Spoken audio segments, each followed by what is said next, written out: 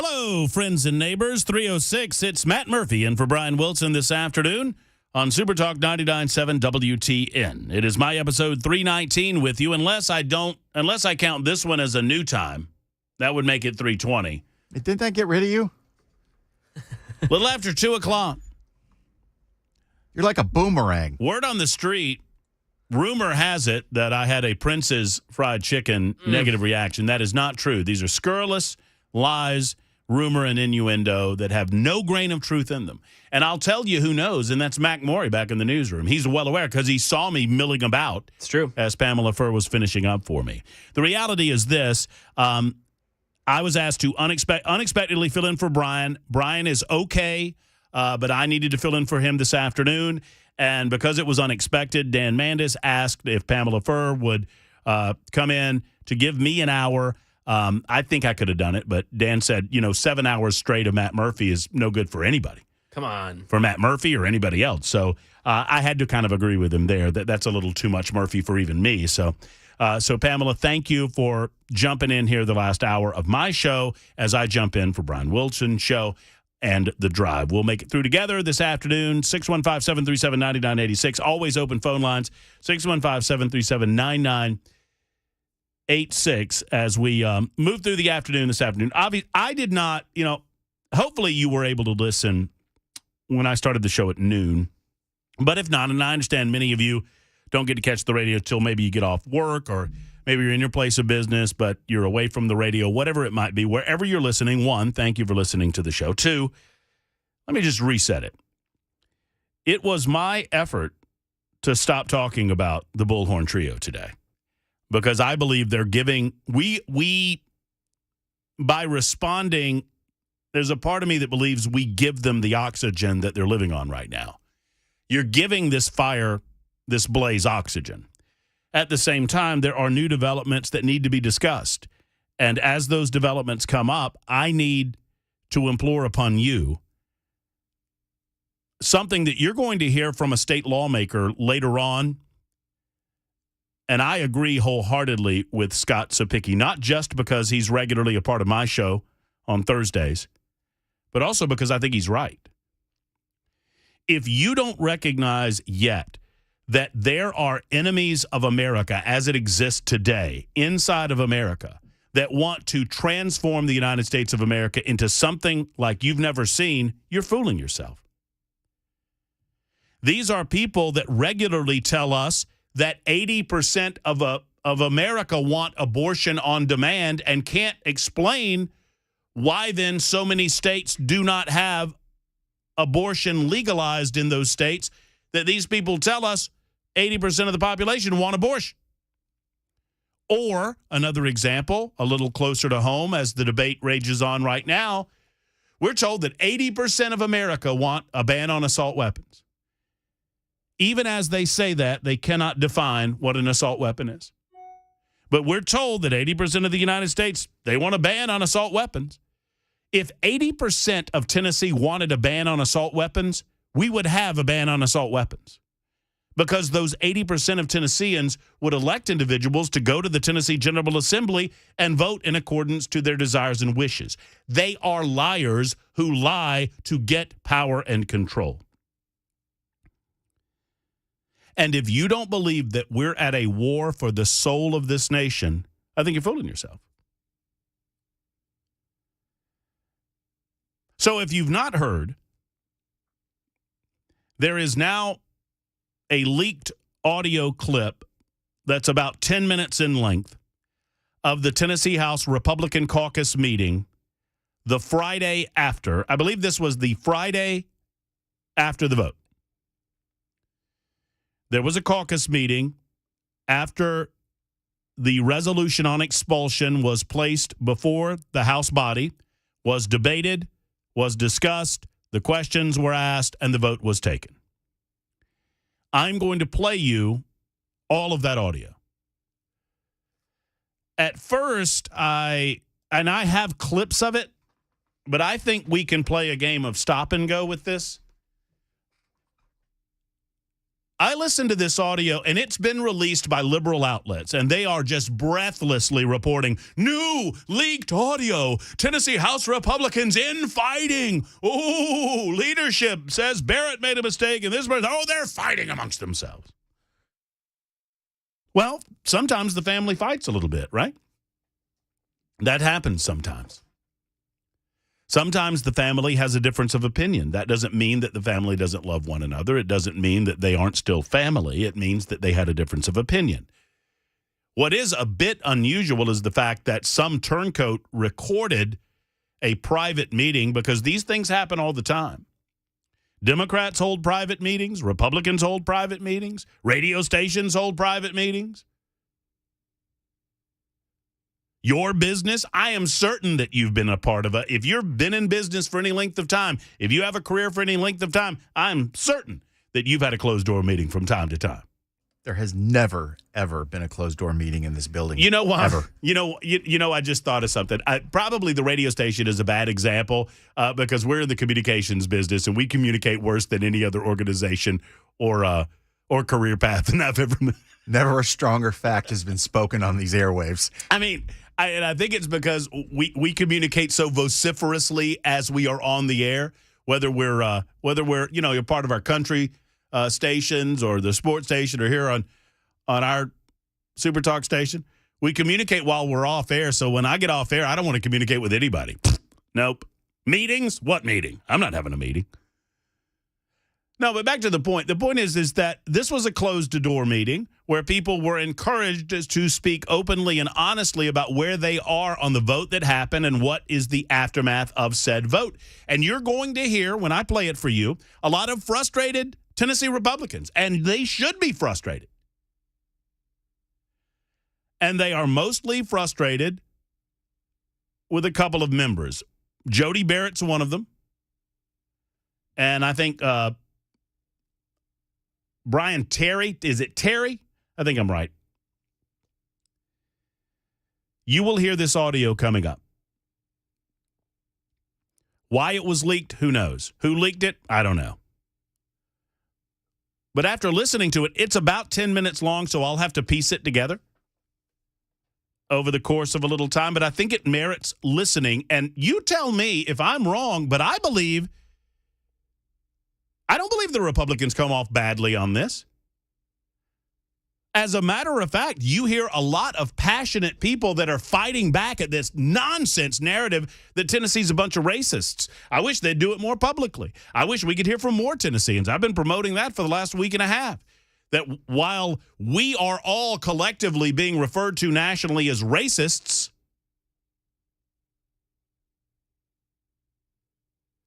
while we're being called everything but a child of God, you're a racist and a sexist and a misogynist and thisist and thatist and a transphobist and all of these things, I don't hear a heck of a lot of pushback from our congressional leadership.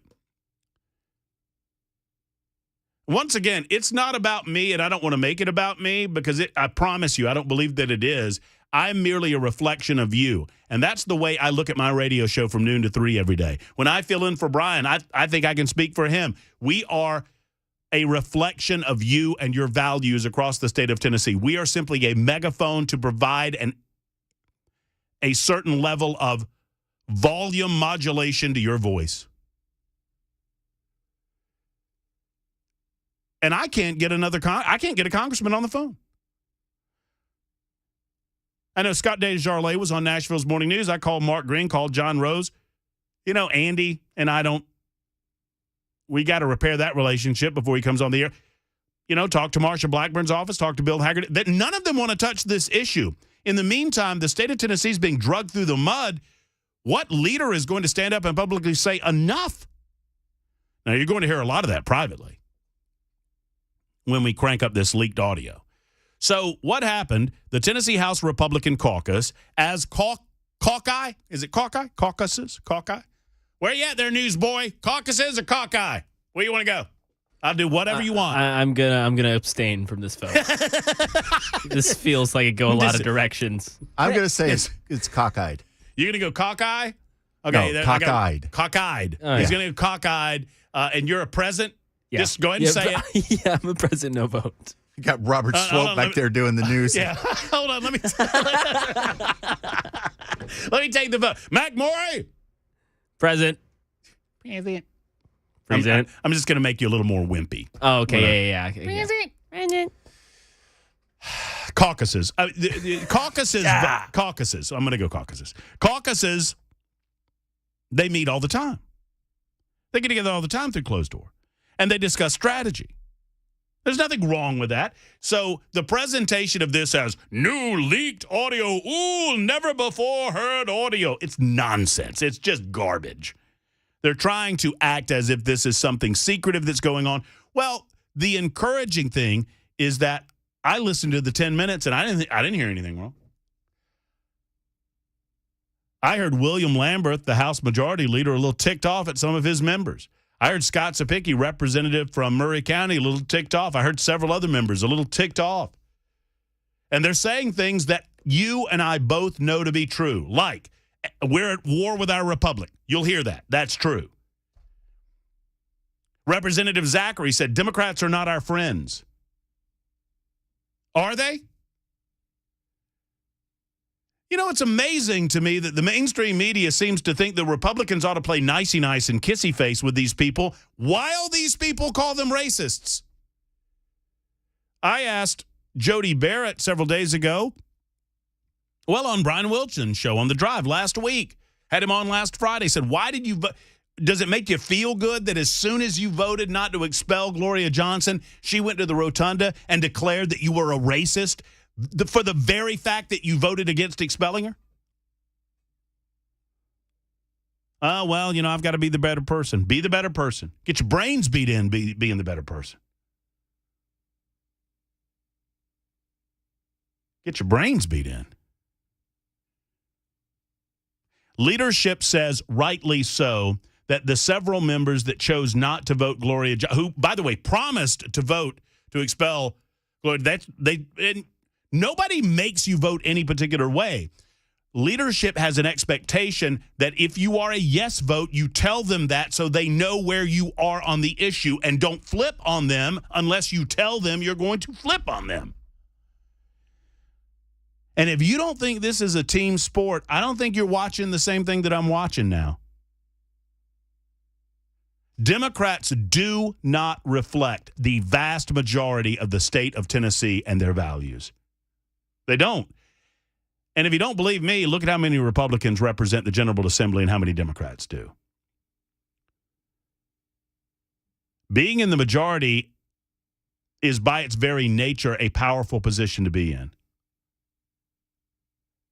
And it looked as if the state of Tennessee was ready to take a strong stand against the type of rule-breaking activity that could have led to a riot in the Tennessee House. And instead, they waffled. Or, as I like to say, they pancaked. They went flippy on it. Waffles don't flip. Hey, you managed a Waffle House. I'm not arguing with you. That's right. And you don't flip waffles. Now, believe it or not, did I do this with you in the room the other day, or was it Weber when I was filling in for Brian? I think it was Weber. What was it? We had a discussion about the phrase waffling. Yeah, that was Weber. Okay, so I have, this has been one of my pet peeves. People say, oh, well, he waffled on that. What do you mean he waffled on it? Oh, he flipped on it. No, you don't flip a waffle. You flip a pancake. Waffles don't flip. And I actually had somebody say, well, Matt, you know that the old school waffle irons, they only had heat sources on one side, and so you actually did have to flip them. And to that, I told that person, shut up. The grown-ups are talking right now. All right, so yes, and 8375 writes in, and it should be noted, I might tell that story later because it's a pretty good story. 8375 says legislative leaders in the 1800s used to beat each other with canes. That is a story about Representative Charles Sumner. I'm sorry, Senator Charles Sumner and Representative Preston Brooks. Senator Charles Sumner, and this is just off the top of my head. I've told the story so much I can remember it. Charles Sumner was a senator from Massachusetts. He was an abolitionist. Representative Preston Brooks was from South Carolina, and he believed in the institution of slavery. Their disagreement led to Preston Brooks beating viciously about the Head and Shoulders Senator Charles Sumner on the floor of the Senate. So maybe we'll get into that story a little bit later on. All right, we'll get away from this stuff as well. We'll tell you the latest on the Pentagon case that has now led to the arrest of a 21-year-old. If you've just joined the radio station, that happened earlier today. We'll talk to you about that. We'll take your telephone calls all afternoon long as well, 615-737-9986, as Matt Murphy fills in for Brian Wilson in Super Talk 99.7 WTN.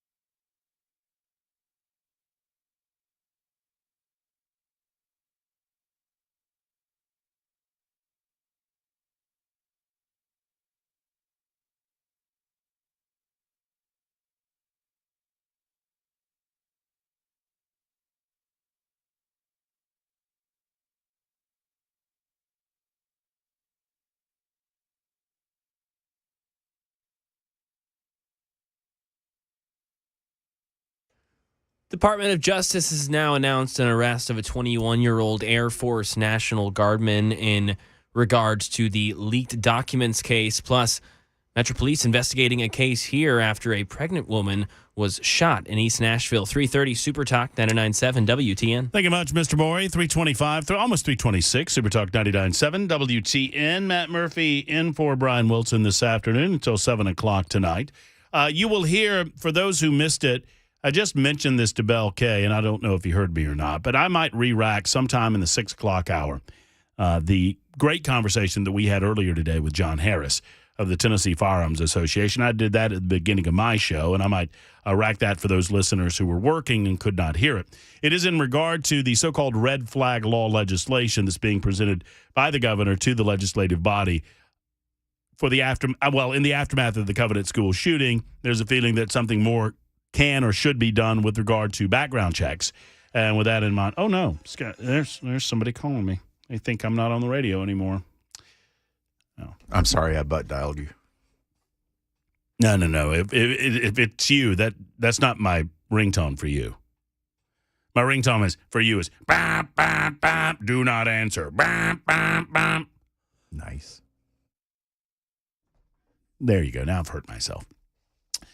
All right, so your calls on this matter, but I need you to hear what the matter's all about. I will not be able to get to all of it, but I want to get to some of it. Actually, I'll tell you what. I'm going to hold off on it until 3:35, thereabouts, right after the McMurray newscast. In the meantime, I will tell you that there has been an arrest made with regard to the leaked information, Pentagon information. The FBI has arrested a Massachusetts Air National Guardsman by the name of Jack. How are we doing this, McMurray? This is Jack Teixeira. Teixeira? That's what we're Love doing. it. That's easy. Teixeira. I'm with you 100%. Jack Teixeira. No word if he's going to be in a caucus or caucuses anytime soon. No, he's going to be in jail cells where he's going to be, because Jack Teixeira is in the center of the probe involving classified document leaks. Jack was arrested in Massachusetts today for allegedly leaking classified information, national security information. FBI agents arrested him at his home in Massachusetts in connection with a trove of classified documents that have been leaked online in recent months. Months, I said. The Attorney General Merrick Garland said that he would have arrested him sooner, but he's going after the Tennessee State Legislature for their civil rights violation. No, he actually didn't say any of that. I made that up. He did say that he's being investigated for the alleged unauthorized removal, retention, and transmission of classified national defense information. You know, this is how the average folks are treated if they leak what is deemed to be classified information. I guess not so much with Joe, Hunter Biden, and the rest, or Donald Trump for that matter. Large police presence could be seen at his home, which is about 35 miles south of Boston.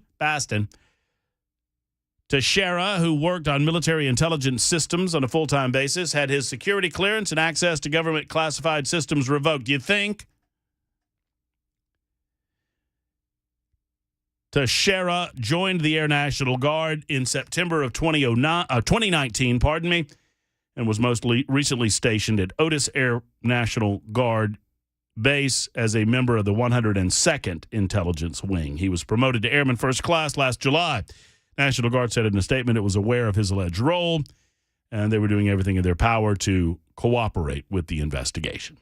So there you have that arrest facilitated by the FBI earlier today. More on that and more news coming up in just a moment. We'll take your calls on this matter.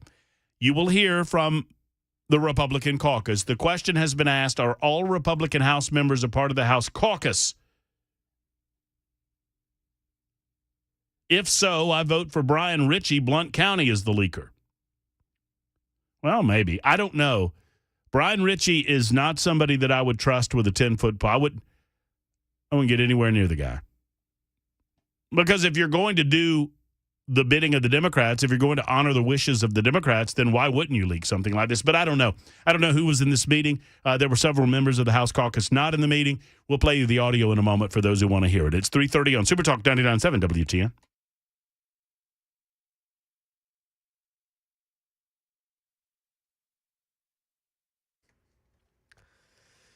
Thirty minutes after the hour of 3 o'clock, McMurray with your top stories. Right now, 76 degrees and beautiful in Music City today, as it will be for a little bit here at tomorrow as we get some showers Friday night, Saturday night, some scattered showers expected as well. But the beautiful weather still here for right now. Weather and traffic in just a few minutes. The Department of Justice announced the arrest of 21-year-old Air Force National Guard member Jack Teixeira. You just heard Matt Murphy talking about him. This was this afternoon. This is all in connection with the reported military document leaks. John Cohen says, while it's promising that someone in custody, there are plenty of questions into the nature of these leaks that have to be answered. From the criminal justice side, they're going to try to build a case and be able to successfully prosecute this individual for the crimes violated. From a counterintelligence side, though, they're going to want to know how much more information did he disclose? Where did he disclose it? Did he do it through other mechanisms other than through this Discord group and Telegram and Gab and 4chan? Did he work alone, or were there others that he's aware of that were also disclosing information?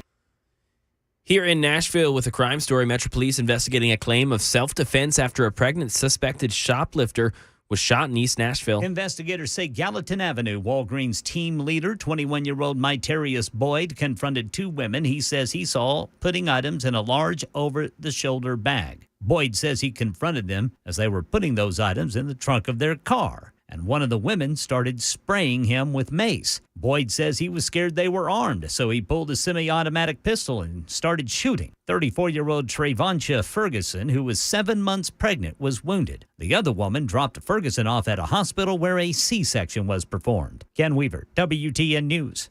Ferguson and her baby are in critical but stable condition. That is the latest news. Weather's coming up next. I'm Mac Morey, WTN News.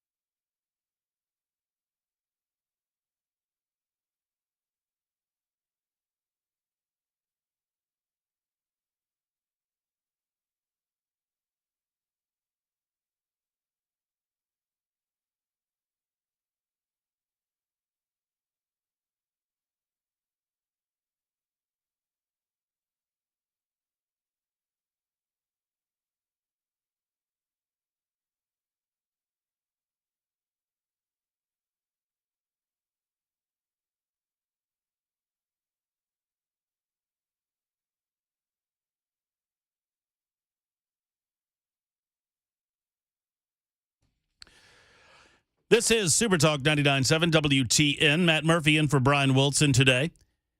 It is 3:38. Thank you for being with us. I'm going to get your reaction in just a little bit. I want you to settle in and listen to this audio. And we're going to play a game of stop and go with the audio because it's lengthy. I don't know if I'll actually get through all of it in this segment, but it is worthwhile. I promise you that. So let me catch everyone up that's just joining us, and we'll play some of this. So by now, I don't have to go over the story, right? The full story. You have the Bullhorn trio making a mockery of the democratic process, resolution of expulsion, 2 get expelled, 1 doesn't. Those 2 have now been reseated in the body. In the aftermath of the Thursday evening vote, 1 week from today, we were monitoring all of the votes. In the aftermath, there was a Friday caucus meeting. I do not know who all was in the meeting outside of the people that we've identified speaking. But someone recorded the meeting. I can assure you this. If I were in leadership, I'd be finding out. Because they would no longer be in the... You can remain a Republican, but you're no longer in the Republican caucus. If we can't have private strategy sessions with the members of our body as to how to best tackle the issues that are affecting the state of Tennessee and its people without you leaking it to scumbags like Justin Canoe. I said it. That's right, I said it. I called him a scumbag. I'm channeling Levin. You're a scumbag. You dope. You big dope. No, Justin Canoe, I don't care. He is with a blog organization called the Tennessee Holler. He is some guy from California. He does not reflect the values of the state of Tennessee or the majority of the state of Tennessee. He's a rabble-rouser. He's a screamer. And he regularly verbally accosts members of the House of Representatives and the Senate and demands they go on record with him and all of this. And for whatever reason, I would assume, I'm going to make a couple of assumptions. One, I'm going to assume that there were only Republicans in the room. Secondarily, I'm going to assume that as freely and openly as leadership and the membership were talking amongst each other, that there were very few staff members in the room. So it should not be that hard to figure out who leaked this audio. And yeah, it does bother me. And yes, it does matter. Because our political elected officials ought to be able to freely and openly debate things in a way that they get to a good, solid conclusion as to where they are as a caucus or a body. Now, most of that happens in the sunshine of the House of Representatives and on the floor. Some of it, that game planning happens behind closed doors. There's nothing wrong with that. So you should be able to figure out who leaked the audio. That said, why did they leak it to the Tennessee Holler? That's a good question. That's a good question. Why would you not share that information to some other source? Well, I don't think the audio makes the Republican Party look bad at all, and I'm going to play you some of it. So let's get it started, and we'll play a game of stop and go. What that means is I'm going to play some of the audio, then I'm going to stop it, and I'm going to talk about what we're hearing, and we can kind of digest it that way together, and then I'll get your thoughts on all of this afterwards. Here is the beginning of the recording where you have Representative Zachary, and this is, stand by, I don't want to screw this up. I don't know his first name.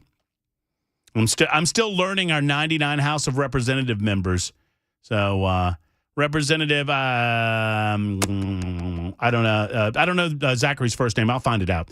Representative Zachary is speaking. Well, I'll just let his audio speak for itself. Please forgive me if my comments do not come across as Christ-like. I think now, more than ever, everyone should recognize that Democrats are not. Okay, I need more audio out of Bell's board, and I don't think Bell's back there right now, so I'm going to wait until he gets back there so we can give a little more audio out of his board. Could you hear that? I need more audio out of his board.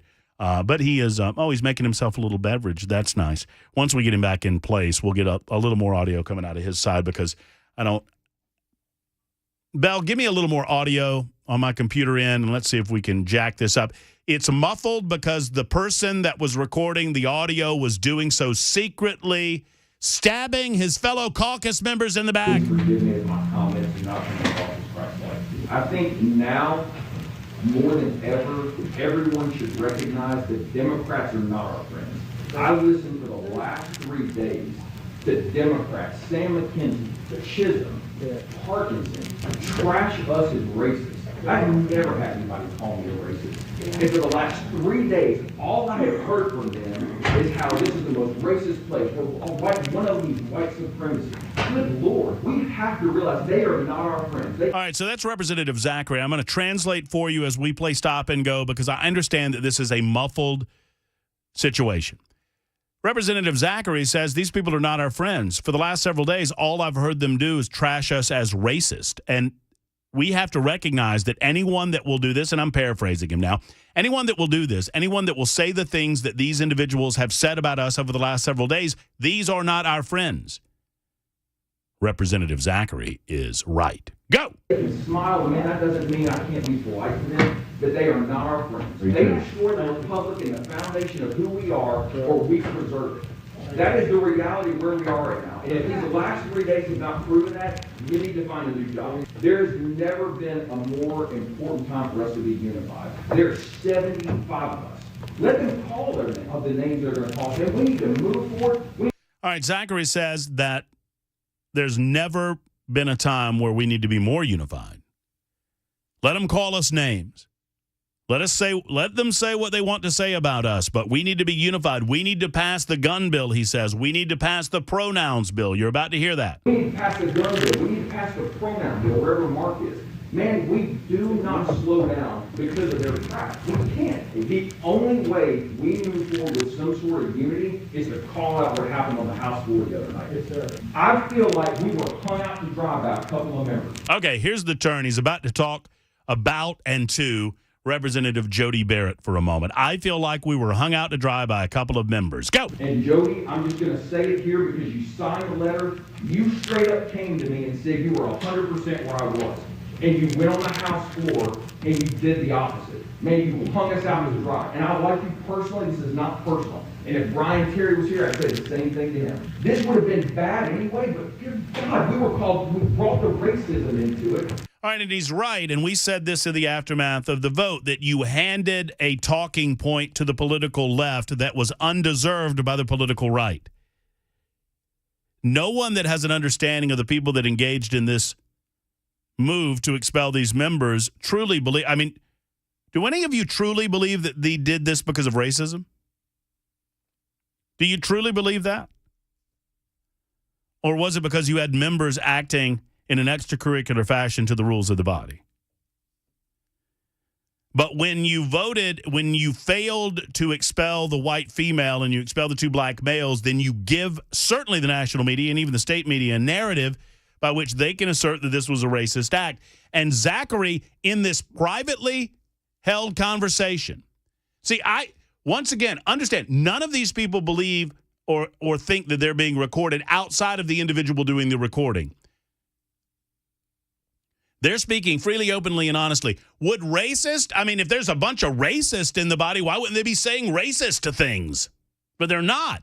They're saying they're calling us racist. We know we're not racist. We know this isn't about racism.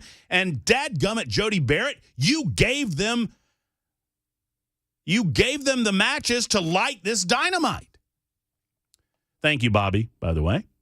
Bobby tells me that Representative Zachary is Jason Zachary, and I appreciate that. Go. Because you didn't stay with us. But I need to know, and I don't want to hear why there wasn't a preponderance of evidence and an attorney. I need to know why you flipped your vote at the last minute. You didn't let them know beforehand. Giving Johnny a 15-minute heads up doesn't cut it.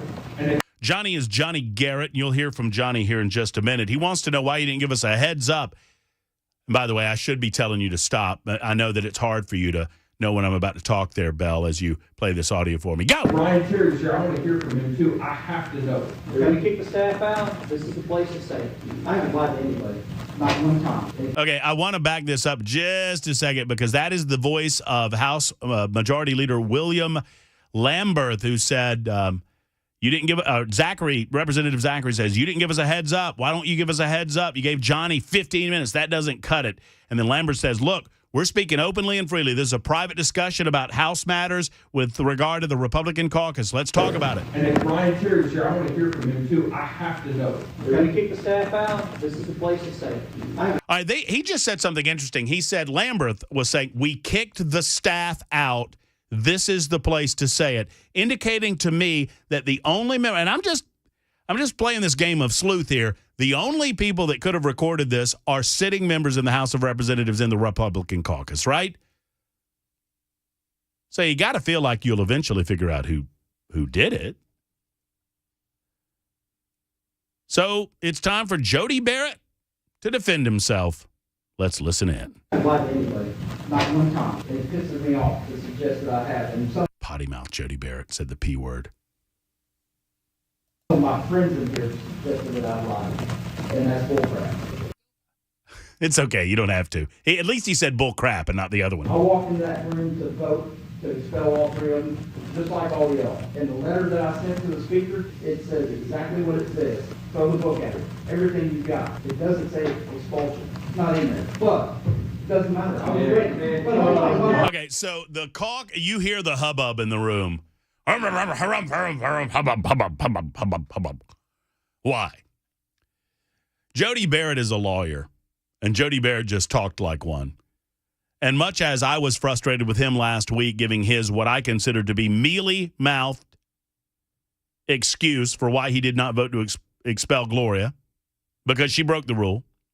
All three or none, man. All three or none. But he says, well, we didn't prove it, and she had lawyers, and then he said, because Jody Barrett sent a letter. For those that don't understand, he sent a letter to the leadership saying, I'm with you on this. Leadership wants to know where their people are.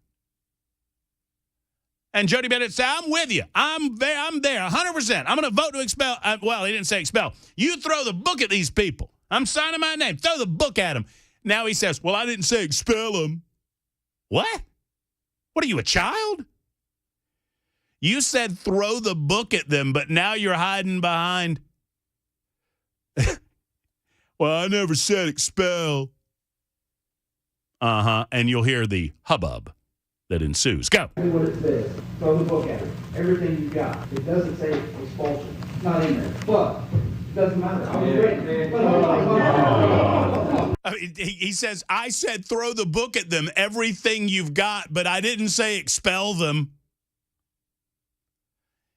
I'm trying to like this guy. I'm trying to like this guy. 77, in the meantime, I've got to take a break. Before I do, 7781 on the super text line. Guys, I love you, but this is just terrible radio. Why is this story even news? Who really cares about all of this? What importance does it hold in today's current events? It's a non-story about a bunch of political whiners. Tuning out.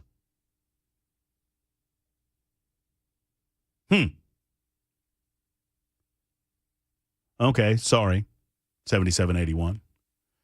But it is important. Because we need to know who's willing to fight for the future of the state of Tennessee and who's not. Who's not. And some are and some aren't. It's 3:51 on Super Talk.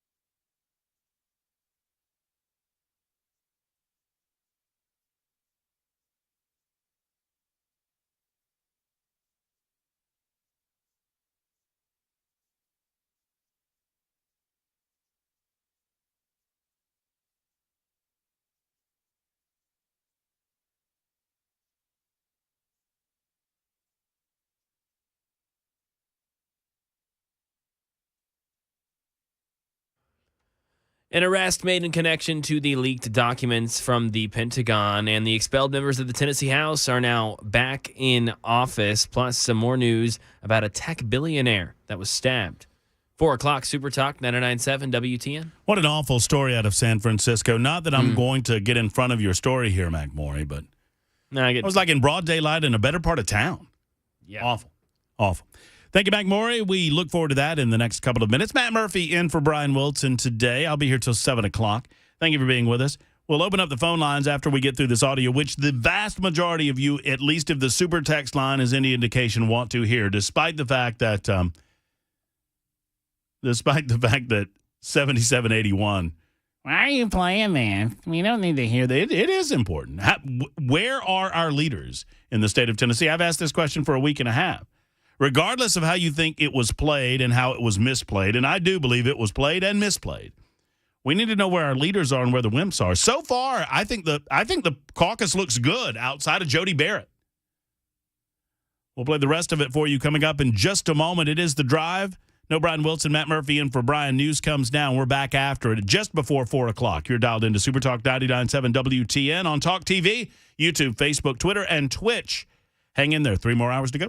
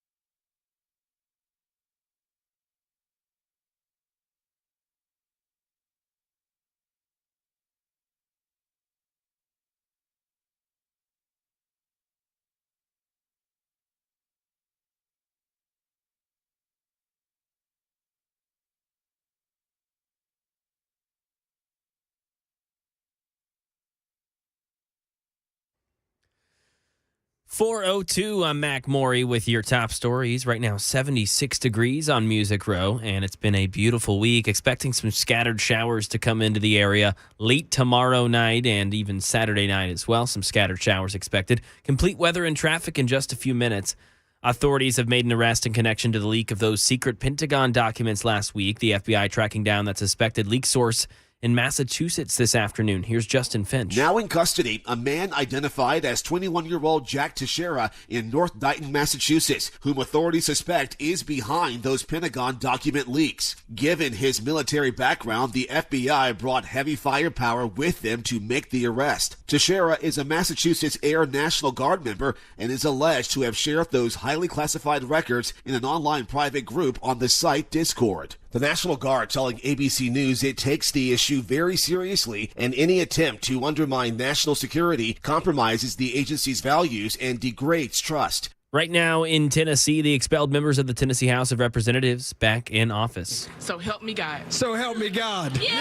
News 2 cameras were rolling as Justin Pearson was officially sworn in to fill the seat from which he was expelled just 7 days ago for breaking rules of decorum to lead an anti-gun rally in the wake of the Covenant school shooting. Inside the House chamber, the Metro first responders were honored for their response that terrible day. Metro Police Chief John Drake. And these officers went in immediately. There's a lot of heroes standing here today, but this all signifies the one team that we are. Department of Communications, the National Fire Department, and the Police Department trying to keep Nashville and Tennessee safe. So thank you for recognizing.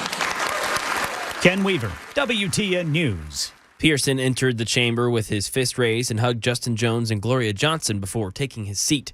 Over to California, where authorities in San Francisco say they made an arrest today in connection with the deadly stabbing of billionaire tech founder Bob Lee. The suspect has been identified as 38-year-old Nima Momeni of Emeryville, California. Investigators are saying little about the case except that Lee and Momeni knew each other. And in a news conference this afternoon, San Francisco District Attorney Brooke Jenkins slammed a tweet by Twitter owner Elon Musk claiming crime in the city is, quote, horrific. Reckless and irresponsible statements like those contained in Mr. Musk's tweet that assumed incorrect circumstances about Mr. Lee's death serve to mislead the world in their perceptions of San Francisco and also negatively impact the pursuit of justice for victims of crime.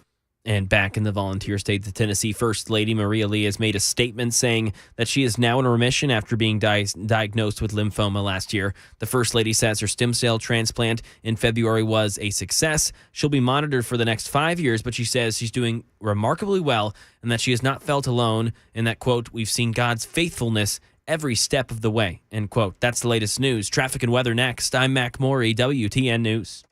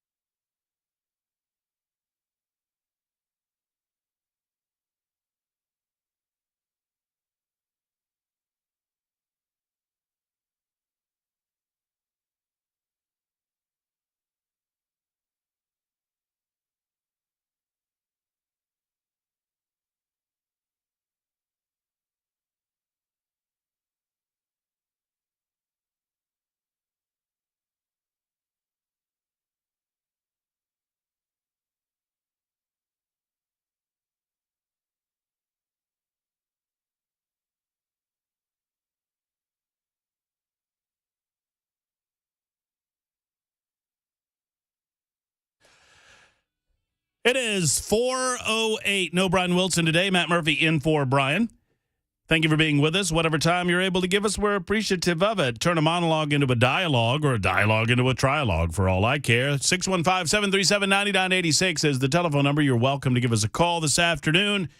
It is kind of Thursday, my Friday, as it was my plan. In-laws are in town, so I'm showing them the sights of Nashville, Tennessee throughout the course of the day tomorrow. And I believe, if I'm not mistaken, that Cameron Smith's then for my normal slot from noon until 3, and then other than that, I have no idea.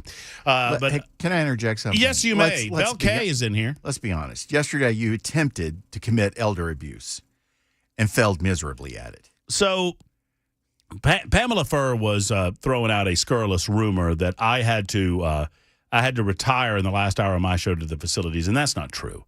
So Pamela slipped in for the last hour of my show so I could slip in for Brian today from 3 until 7. So the reason that she said I had to get away was because my father-in-law and I, at his request, went to Prince's Hot Chicken last night. And my father-in-law wanted the hottest of the hot chicken. And I said, well, it's pretty hot. And he said, I got it. And I said, well, I had the extra hot, and it was so hot I could barely eat it. He said, no worries. I'm still getting the hottest. Yeah, he's a fan of, like, really spicy food. He grows ghost peppers. He grew the Carolina Reaper pepper he has a coffee grinder that he dedicated to grinding peppers, so that he takes the Ghost and the Carolina Reapers and the jalapenos and the habaneros and all these things, and he grinds them up, and he has a huge container, and he's like drawn a skull and crossbones on it, and like on one side it's got a little ghost character with little eyeballs like a guy in a sheet from Charlie Brown Halloween, and you know not to go near it. And he regularly thinks it's very funny to get other people to eat hot things. I hope he's listening right now because Bob's mean. Has he done the one chip challenge, that super hot chip? You know, I should give him the one chip challenge and see what's up with that. But last night, I don't know if it's hotter when it's chicken tenders or hotter when it's like regular bone-in. I got the bone-in extra hot. Bob got 4 chicken tenders extra, extra, extra hot at Prince's Hot Chicken. I, once again, could barely eat mine. Bob cruised through his like it was nothing. And I said to him, and I sent you the picture, I said, well, I mean, are you feeling it? He goes, well, it's hot. And for Bob, that means that normal human beings could not eat it. Well, because normally if you give him something that you think is really hot, you go, ooh, this is hot, he'll taste it and go, I've had hotter. I love that. Weirdo. He's a weirdo. Burned all those taste buds off his tongue. Anyway, so we did Prince's Hot Chicken last night. I don't know what we'll do. We might do another hot chicken joint tonight when I get off at 7 o'clock. Who knows? One way or the other, we've got lots to talk about. In the first hour of the drive this afternoon, we began playing you leaked audio. It was leaked through a leftist media blog called the Tennessee Holler. The Tennessee Holler is run by an individual by the name of Justin Kanew, K-A-N-E-W, Kanew. I don't know if I'm pronouncing that correctly or not, and I don't care. Because Justin is, he's not a very good human being. At least my understanding of him, what I've heard about him. So we're playing this audio as it was leaked from the Republican caucus meeting. I want to reset for those just joining us, and we'll get back to it. I don't want to belabor this any more than we need to. So you've got a Republican caucus meeting in the aftermath of voting to expel 2 members, but not the third. And there's a lot of frustration coming out of this meeting that they did not expel all 3 of them, because that gives ammunition to the political left to suggest that this was done because of racist reasons. Representative Jason Zachary says Democrats are not our friends.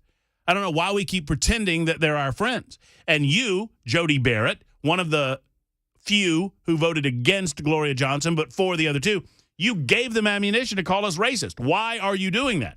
Now, there's a lot of you on the super text line speculating as to who recorded the audio. And I guarantee you that there are people close to this situation trying to figure that out as well. I think whoever recorded the audio might be the person that you hear crinkling paper constantly, because you hear that through this audio recording. But we're going to continue the recording. And let me tell you, I've listened to the full 10 minutes, and we're about 2.5 minutes into the 10 minutes. And I can tell you, I don't think the Republicans come off badly at all in this. Well, Jody Barrett does, because Jody Barrett made a promise. Jody Barrett made a promise to the people in his caucus, and he decided to throw them under the bus. Now, Jody says, well, he'll offer his defense in a moment, and I'll let you decide whether you think his defense is worthy or not. The conversation continues, and Jody has just said that the letter that he sent and signed to leadership saying that he would vote to expel all three, he didn't say the words expel, so he told you to throw the book at them, but he never said expel them. And the caucus has now reacted vocally to that, just kind of a boo kind of deal. So let's continue on. We're playing stop and go, meaning I'm going to stop this on occasion and kind of explain what's going on to you. And it's a little bit difficult to hear, so I just want to make sure you understand all of it. Let's go. The letter that I sent to the speaker, it says exactly what it says. Throw the book at it. That's Jody Barrett. Everything you've got. It doesn't say expulsion. It's not in there. But it doesn't matter. I was ready. But hold on. I was ready. I was walked into that room ready to go before we ever started on Jones. I got a list of questions from Johnny Garrett. Johnny says, you're on the list that the speaker has to ask questions. Sat there through Jones, made notes. I went to Johnny and said, Johnny, can I go off script? Johnny says, yeah, go for it. Speaker never called him. We voted. Okay, so Jody Barrett just says something interesting there, and I'm just breaking this down as we sit and analyze this together. Jody Barrett said, I was told that I was on the list to speak, and I sat there and I made notes, and then I never got called on. Does that sound like, am I putting too much into his words to say it sounds like he's a little annoyed that he didn't get called on? I don't know if it's true or not. I have to ask Jody himself, I guess. Here. I said, you're on the list that the speaker has to ask questions. Sat there through Jones, made notes. I went to Johnny and said, Johnny, can I go off script? Johnny says, yeah, go for it. Speaker never called him. We voted. I hit the green vote because that's what I'm there for. Then we get Johnny is Johnny Garrett, who is a Republican. I don't know if he's in leadership or considered in leadership or not, but he is working with William Lamberth on the floor to coordinate the resolution and the expulsion proceeding. So that's Johnny Garrett. Into the floor, and immediately the questions start coming up about the resolution. I know what she did. I know what she did, broke the rules, and I know that she deserves to be expelled. We got to do it right. All right, so you hear Barrett there say, I know it. I know what she did. She broke the rules, and she deserves to be expelled, but we've got to do it right, and that wasn't right. Go. And immediately, the questions start coming up about the resolution. I know what she did. I know what she did, broke the rules, and I know that she deserves to be expelled. We got to do it right, and that wasn't right. While this is going on, Reader came to my desk and said, hey, you think we're doing good? I said, no. We haven't established the case. Gino's had 2 cracks at her, and the only things he's established is that she slid at the well. That's it. It didn't fix any of the problems with the resolution. He didn't establish that she'd been here 10 years or 12 years and knew the rules better than others did. Why were we still in session? Because we're in between bills. Why did you get gavelled out of order? Because the speaker had to get order. Was disorderly conduct and caused chaos in this whole place. That line of questioning is exactly what I told the leader. He's asking all of these questions that I think he was ready to ask if he had been called on by Speaker Cameron Sexton. It's becoming clear to me, at least in my mind, one man's opinion, as I listened to Jody Barrett, that he had his lip pooched out because he didn't get to ask these questions that he wanted to ask. And because the speaker did not call on him, he feels like they did not make the case on Gloria Johnson, even though he believes that what she did rose to the level of expulsion. Is that making any sense to anybody so far? Not to me, but whatever. Go. I needed to ask because we don't have it right now. He didn't sit there and say, you need to vote yes anyway. He didn't whip my vote. He walked off. He didn't go to the speaker and tell the speaker to call on me. So if you're all going to come all at me and single me out and only 3 of y'all call me this weekend to check on me, I'm going to defend myself. Only 3 of y'all called this weekend to check on me. Aw. That's too bad. He didn't get checked on. Poor Jody. Now, he said this weekend. That indicates to me that this was a Monday meeting. I've erroneously reported that it's a Friday meeting, but that makes more sense, that this was a Monday morning meeting.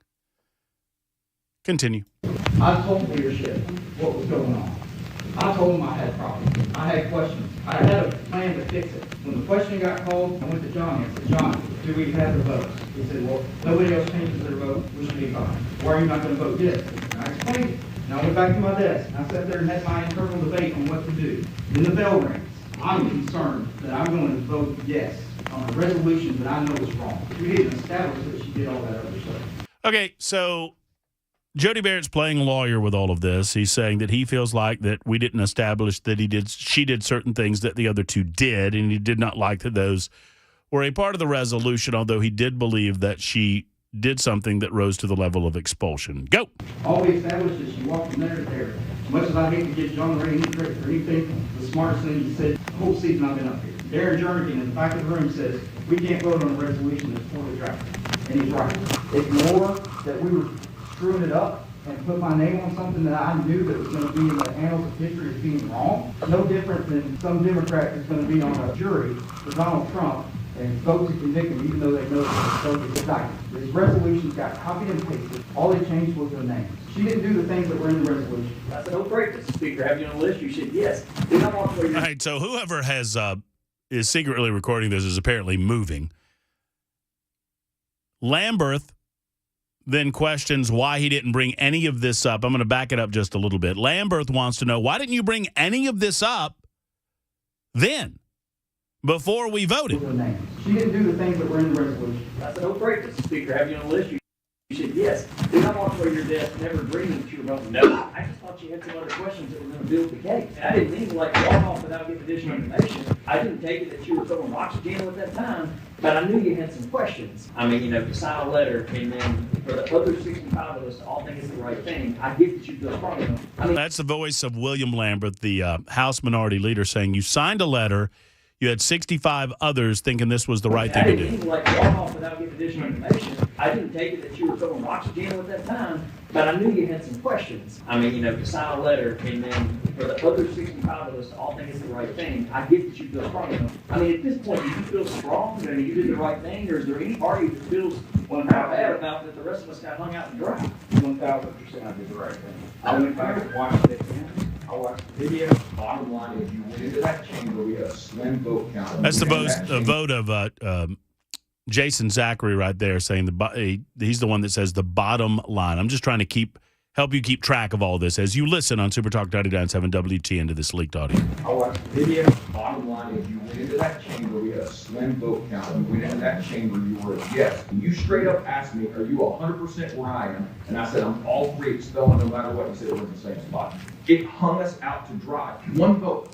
And if Terry was here, I'd do the same thing to him. We had the jury already. This obviously wasn't a trial. But I knew every single one of your vote counts. I knew that we did not have to convince you all. When you came up to me, about 2 minutes left of Gloria's final closing, and said we didn't do it, I was shocked. In my humble opinion, her, by moving from her desk to the well without decision, without being recognized, was enough for me to figure out how I was going to get off expulsion. So I was taken back. I was also taken back that you wanted to ask me questions, because that would make a difference. It's going to take some time for all of us to digest your reasoning to Pearson. I wanted to tell him protesting from the middle of the well is a one-way conversation. No legislation in the history of the world has ever been passed under protest. It's always a two-way conversation. And that's been lost. And they reduced each and every one of us, including each and every one of our constituents, to sometimes a simple protest. And so that to me was paramount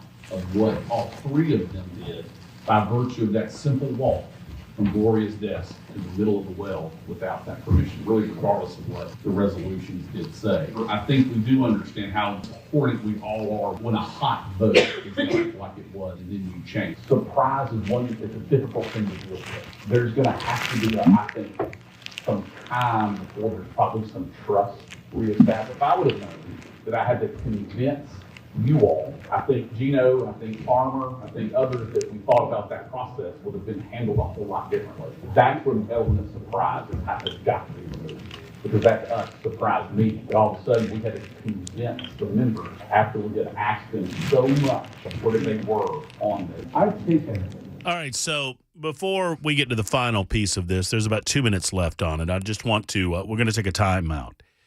You just heard from Johnny Garrett, who was expressing dismay that Jody Barrett changed his vote at the last minute. Here's the thing. Jody Barrett seems to have come up with a lot of good reasons to vote against expelling Gloria Johnson from the body, besides the fact that he said that she deserved to be expelled from the body. He is playing lawyer, and it sounds to me like he doesn't like the fact that he was left out of this proceeding in terms of being able to speak. That's my takeaway thus far from it.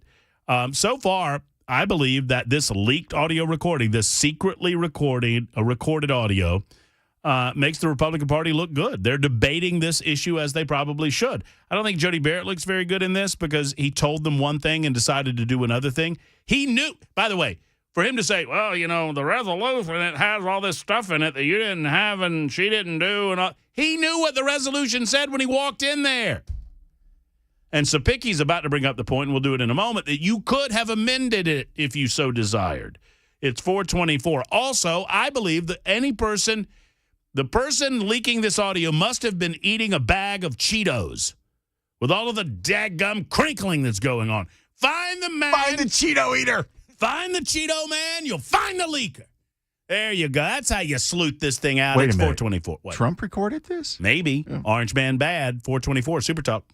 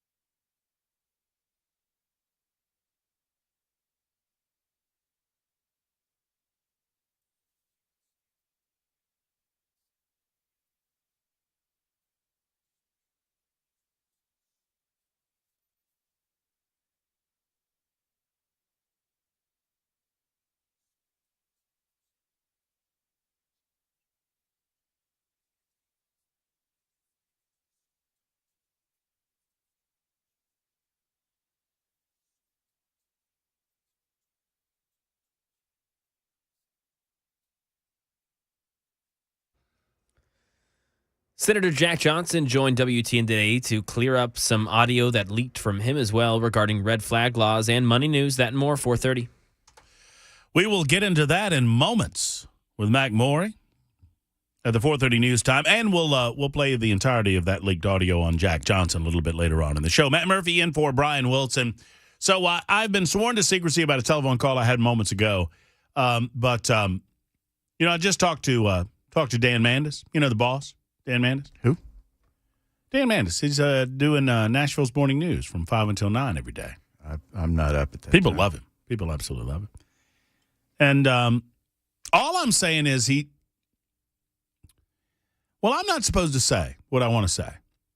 But if you could, he would and did. Well, I don't know if he threatened me jokingly or not. But we were like almost all the way through the conversation. It was about this audio and about, the amazing 10 minutes of leaked, clandestinely recorded audio. Oh, did he admit to recording it? No. Oh. We were deep into speculation as to who was recording it, and I heard water. Dan says he was watering the dog. You're lying again, Dan. You were in the bathtub. We know it. I didn't say it, Mandis. Belkay said it. I didn't say nothing. He said it. I say you were watering the dog, Dan. At least it wasn't Cheetos. At least it wasn't Cheetos. Somebody's crumpling that paper a lot, and they're moving around, and they're just annoying me. Back to more of that.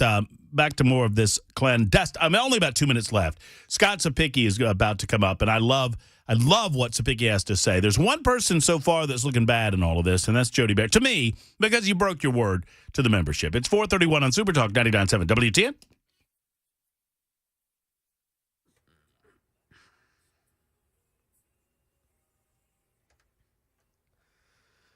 It's 4:31. I'm Mac Morey with your top story. 74 degrees and a cloudy day. The sun's still peeking out, though. Weather and traffic in just a few minutes. Senator Jack Johnson joined WTN today and said that a, quote, radical anti-gun constituent in him met, and that constituent recorded Johnson unknowingly and out of context, and it caught audio of an out-of-context comment supporting red flag law, which Johnson says has become a bastardized term. Here he is defending this leak. And part of the conversation, I said, look, I think we can agree that someone in this very dire circumstance, I'm okay with their guns being removed from them temporarily as long as they get due process. But you can't call that a red flag law. Senator Johnson says that he stands by what he said and that removing a weapon from someone is okay as long as it is with due process. Here's today's money news. The major indexes rally on Wall Street, led by tech companies. The Nasdaq gained almost 2%. The Dow added 1.1%. The S&P rose 1.3%. The indexes end at their highest level in almost 2 months. Investors were reacting to the latest inflation reports, which show wholesale prices slowed last month more than expected. Another report finds more workers applied for unemployment benefits last week than expected, although the job market remains strong. Delta Airlines lost $363 million in the first quarter because of labor and fuel costs. The airline predicts a better second quarter. Amazon chief Andy Jassy tells shareholders the company will be able to get costs under control. The company's been closing stores, slashing jobs, and shutting unprofitable parts of its business for months. All eyes on the banks Friday because several of the nation's largest will report their first quarter results. The bond market has shown much more worry about a possible recession than the stock market. That's Chuck Sievertson and the latest news. Traffic and weather on the way. I'm Mac Morey, WTN News.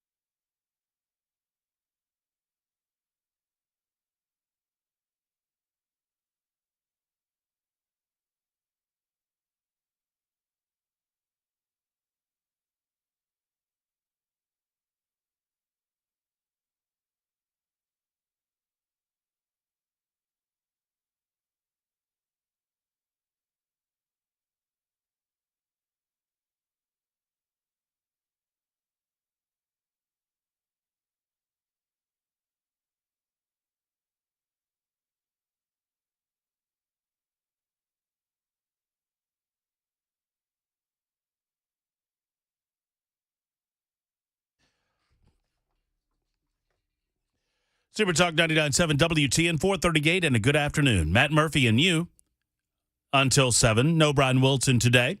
Thank you for being with us on The Drive. 615-737-9986. I promise we've got 2 more minutes to go, and I'm opening up the phone lines and getting your thoughts on this. Thus far, as we break down and analyze the leaked audio in the Tennessee House Republican caucus meeting, they're frustrated and they're going back and forth over the expulsion of 2 out of the 3 individuals that I call the Bullhorn Trio. So Jody Barrett has thus far defended himself. Johnny Garrett, who is House Majority Whip, has talked about his position on the issue. We've heard from William Lamberth. We've heard from Jason Zachary. Jason Zachary said these Democrats aren't our friends. We need to get that through our heads. And so Garrett is finishing up his comments, and I'm going to let this roll, and you'll hear from Scott Cepicky, who has some thoughts on this as well. Thus far, here's my takeaway. Barrett said he was going to do one thing and decided to do something else and didn't tell anybody about it. 2, sounds like Barrett wanted to be a part of the prosecution and wasn't allowed to. 3, sounds like Jody Barrett got bogged down into certain legalese while recognizing that Gloria Johnson's actions merited expulsion. He didn't like the fact that there were certain parts of the resolution that didn't jive with what he thought her actions were. Let's roll the tape. Play and stop and go. Go! Because that surprised me. That all of a sudden we had to convince the members after we had asked them so much of where they were on this. I've taken positions up here against leadership. If you believe Gloria's resolution was wrong, you have the right to file an amendment and go talk to leadership. I think the problem I'm having is if we don't stick together, if you don't believe we're at war for our republic, with all love and respect to you, you need a different job. The left wants Tennessee so bad because if they get us, the Southeast falls, and it's game over for the republic. This is not a neighborhood social gathering. We are fighting for the republic of our country right now, and the world is staring at us. Are we going to stand our ground? I've gotten multiple phone calls from other representatives going, we sure hope you guys stand up, because maybe you'll give us the courage to stand up and push back against what's going to destroy our republic. You should have told leadership ahead of time if you had a doubt. By God, when you change your mind, you should have been screaming in the speaker's ear going, I'm a no vote, sir. How does that affect your vote? If Brian Terry was standing here, I would be telling Brian Terry, you should have went to the speaker and said, I'm changing my vote. And if it put us at 65, somebody would have taken you behind the dais and explained to you why this is an important vote. It would have given us the opportunity to not throw the rest of us under the bus. I've been called a racist, a misogynist, a white supremacist more in the last 2 months of my life than I had my entire life. And by golly, I'm biting my tongue.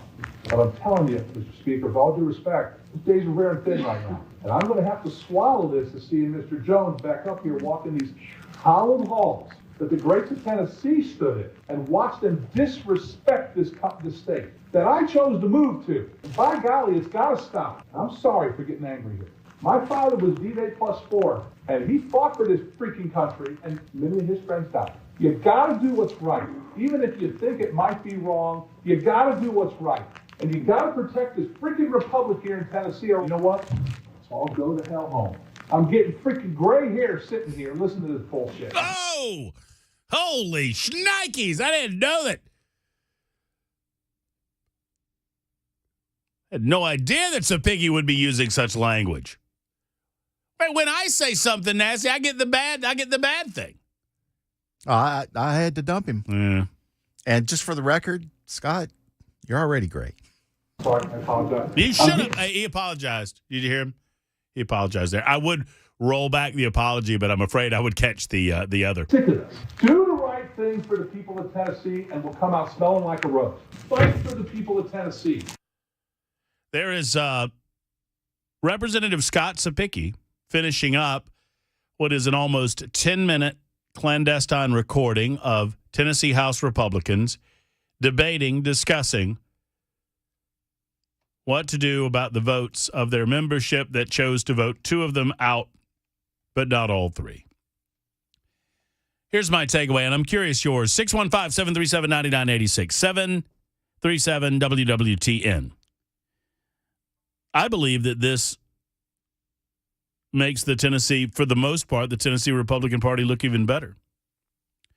It destroys the narrative that this is a bunch of racists doing racist things. Oh, they were not going to vote Gloria Johnson out because she's a white female. I don't believe that that's true. Obviously, there were most in the body, at least 65 members, believed that she had done something that was expel-worthy. Secondarily, I think Sapicki is a very passionate person as he presents himself on a weekly basis on my regular time slot from noon until 3. I think he remains as passionate behind closed doors as he is on these airwaves. And I appreciate what he had to say. I do believe him. I believe he's correct, that we are at a fight for the future of the country, and we're something of at a crossroads about where we're going.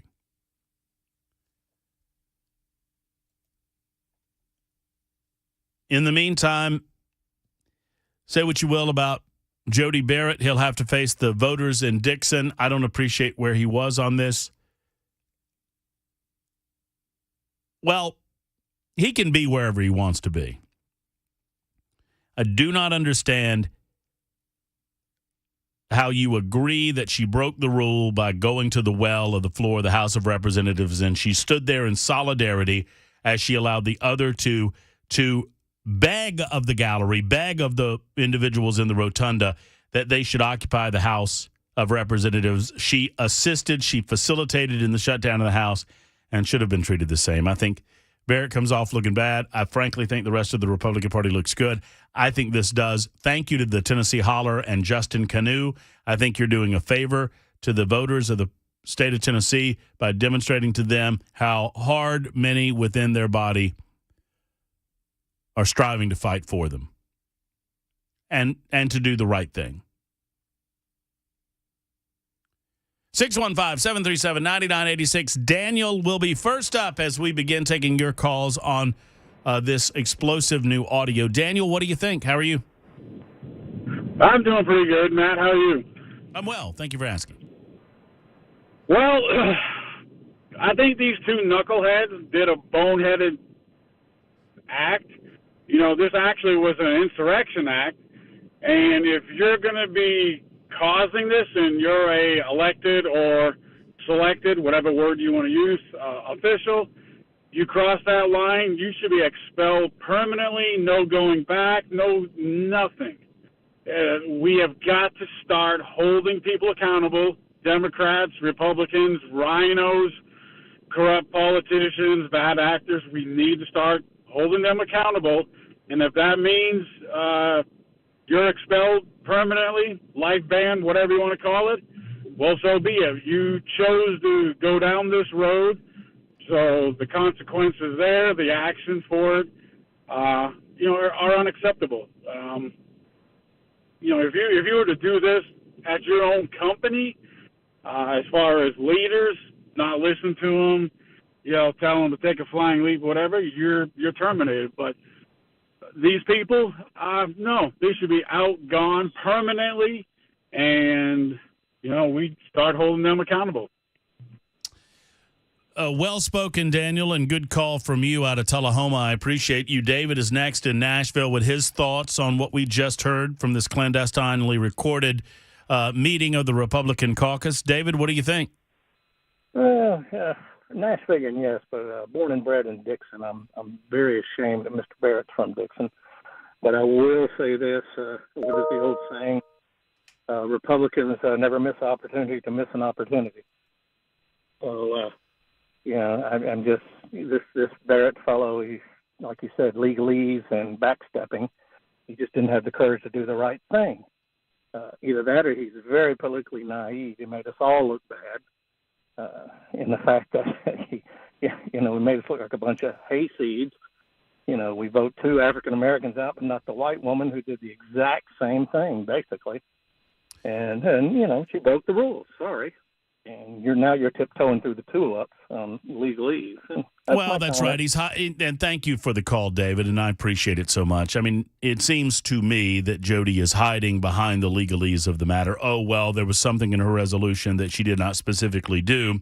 Well, the three of them most certainly did do it all, and for that, certainly she should have been booted out. This latest audio is proof to me that there are passionate Republicans trying to do the right thing for the people of the state of Tennessee. It's 4:49. More calls coming up. More subjects coming up, to include a 21-year-old arrested for leaking classified documentation. We'll discuss that as we continue on the drive on Super Talk 99.7 WTN.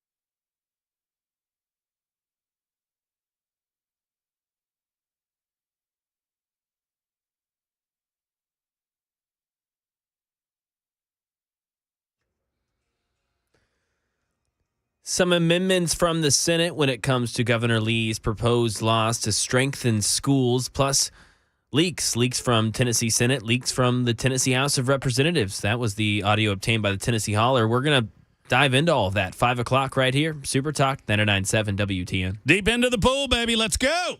Dive in. It's 4:56. Matt Murphy in for Brian Wilson this afternoon on The Drive, Super Talk 99.7 WTN. I am pleased to note, not only do we have John Harris coming up, I talked to John earlier in the day. In the next hour, we will rack that, for those who missed it, with regard to red flag law and what does the law, the Constitution, and the Supreme Court say about the possibility of red flag laws in the state of Tennessee. We will also hear what Jack Johnson had to say about some kind of clandestinely reported audio. And then in the 6 o'clock hour, it is a Friday Mac Attack on Thursday on Super Talk 99.7 WTN. That's all on the way. Matt in for Brian on Super Talk 99.7 WTN and The Drive.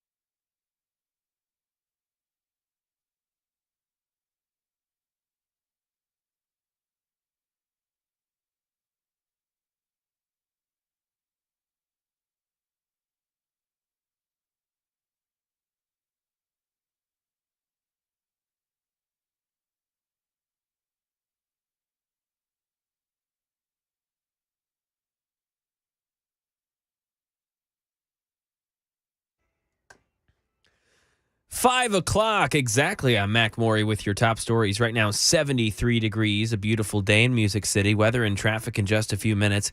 Action right now underway on legislation that Governor Lee wants implemented to strengthen schools. The Senate met today and discussed the proposed school safety bill and came back with several amendments. One of those is to include a requirement for schools built or renovated after July of this year to have bulletproof windows and doors on floor and basement levels. The proposed changes to the bill will be discussed in the State House next week.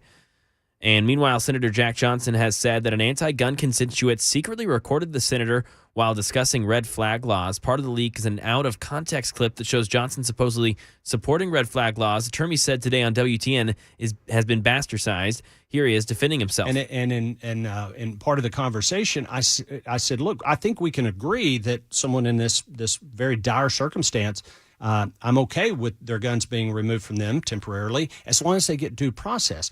Johnson says he defines a red flag law by, at least in the short term, not having the opportunity to get due process and defend yourself. And Channel 4, staying in Tennessee, says that the Tennessee Holler has obtained leaked audio of what appears to be Republican lawmakers in the House expressing frustration over the fallout from expelling state reps Justin Jones and Justin Pearson. Here's an excerpt from that. I've never had anybody call me a racist. And for the last 3 days, all I have heard from them is how this is the most racist place. One of these white supremacists. Good Lord, we have to realize they are not our friends. They can smile, man, that doesn't mean I can't be polite to them, but they are not our friends. That was Representative Jason Zachary, and there's no word of how the audio was recorded and who may have leaked it. A suspect who officials believe is responsible for the leak of hundreds of U.S. defense documents has now been arrested. This is a cast all about leaks. Jack Teixeira is a 21-year-old National Guardsman based in Massachusetts who uploaded hundreds of photographs of the top secret documents to an online chat group. The group was called Thug Shaker Central, made of 20 to 30 young men and teenagers who shared photos of guns, racist memes, and video games. Some of those leaked documents are dated as recently as March. They discussed Ukraine's troop deployments, military vulnerabilities, and efforts to arm its forces before a spring counteroffensive. And a report has come out recently from Fox News that Teixeira did have access to all of the top-level secret documents.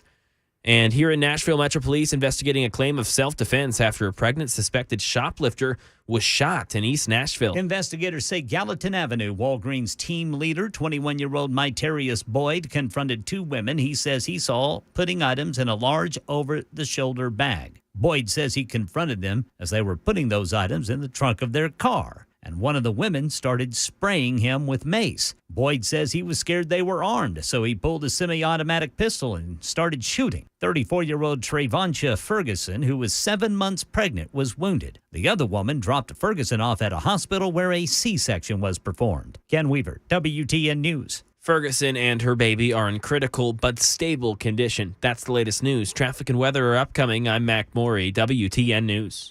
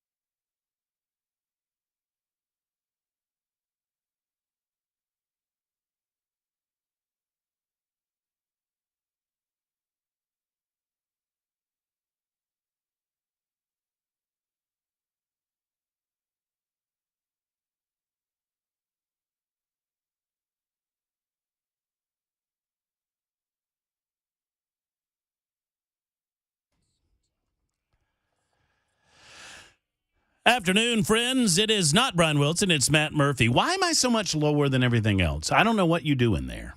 Why am I complaining about my audio when I ought to be doing some things to help you get through your afternoon drive home a little bit nicer, a little bit better? Hey, friends.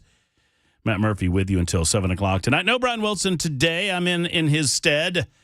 Thank you for being with us on Super Talk 99.7 WTN. You're always invited to be a part of the show, either through telephone call or super text, and always those lines are available, 615-737-9986, 737-WWTN. Just looking at some of the traffic conditions, speaking of the drive home, and it ain't good. If you're in it, you know that. So we'll, as Mr. Wilson is apt to say, we'll give you something to chew on, to talk about over the dinner table, and maybe drive your liberal friends a little bit crazy. Driving the Republicans crazy, all of these leaks, man. There's leaks all over the joint. So we went over the leaked audio out of the Republican caucus, and there is a tremendous amount of consternation about how this got out and who actually leaked it. That is up to the Republican Party to decide. Whoever did it, they were eating something at the time that they leaked it, because there's a constant crinkling of what appears to be, I don't know.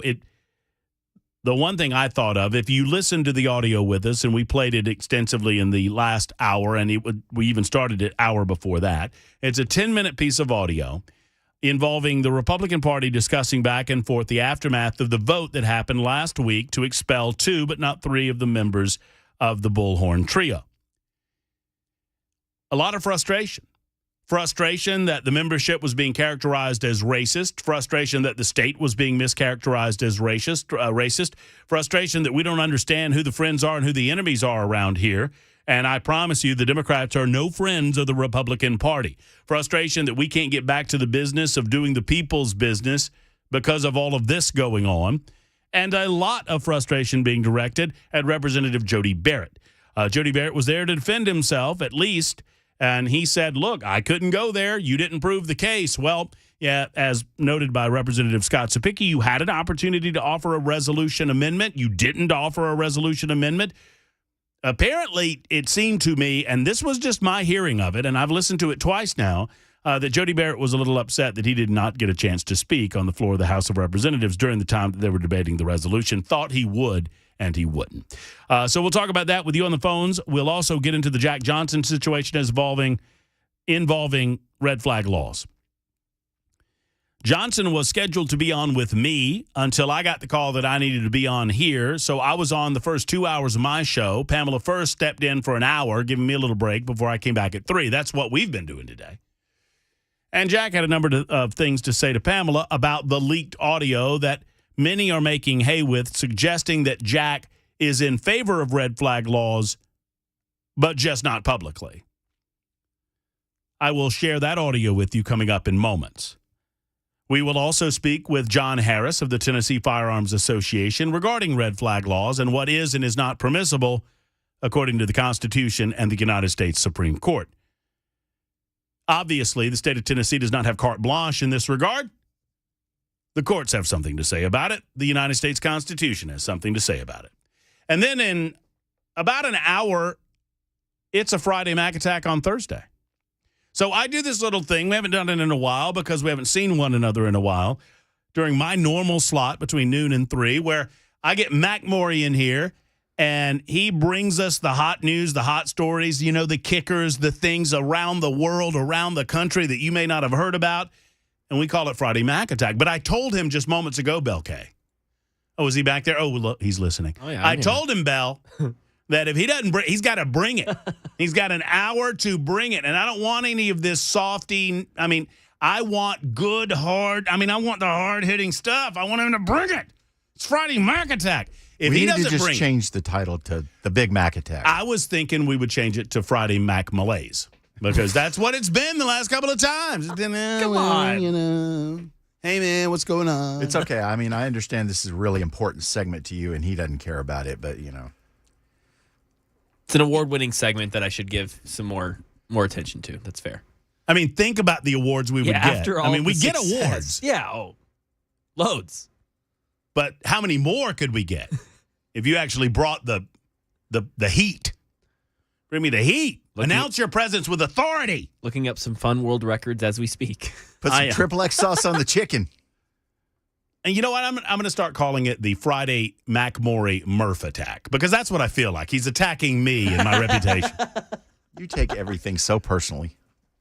Speaking of, attack me personally on the super text lines, would you? 615-737-9986. 615-737-9986.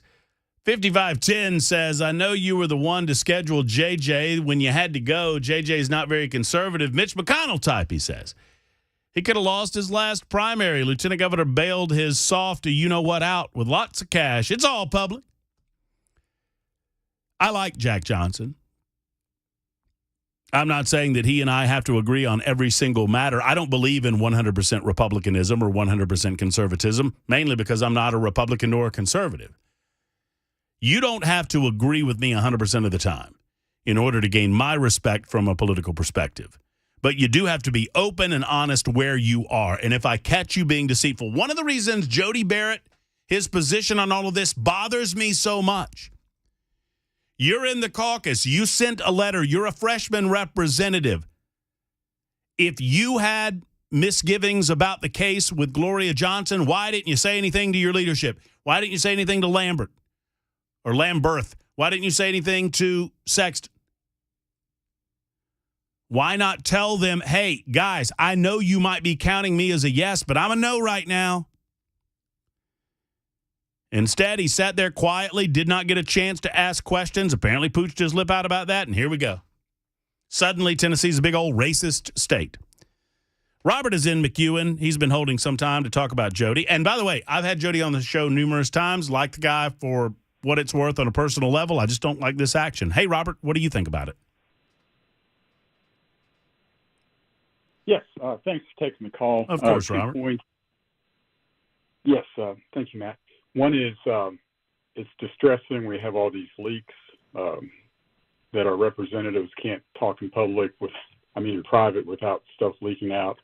And number two, I do support Jody Barrett.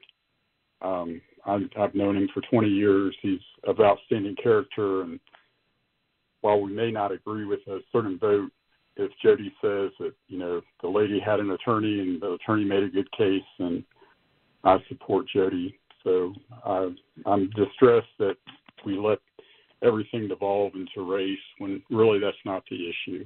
Jody is not a racist. I can swear to that. So he's a man of outstanding character. Thank you.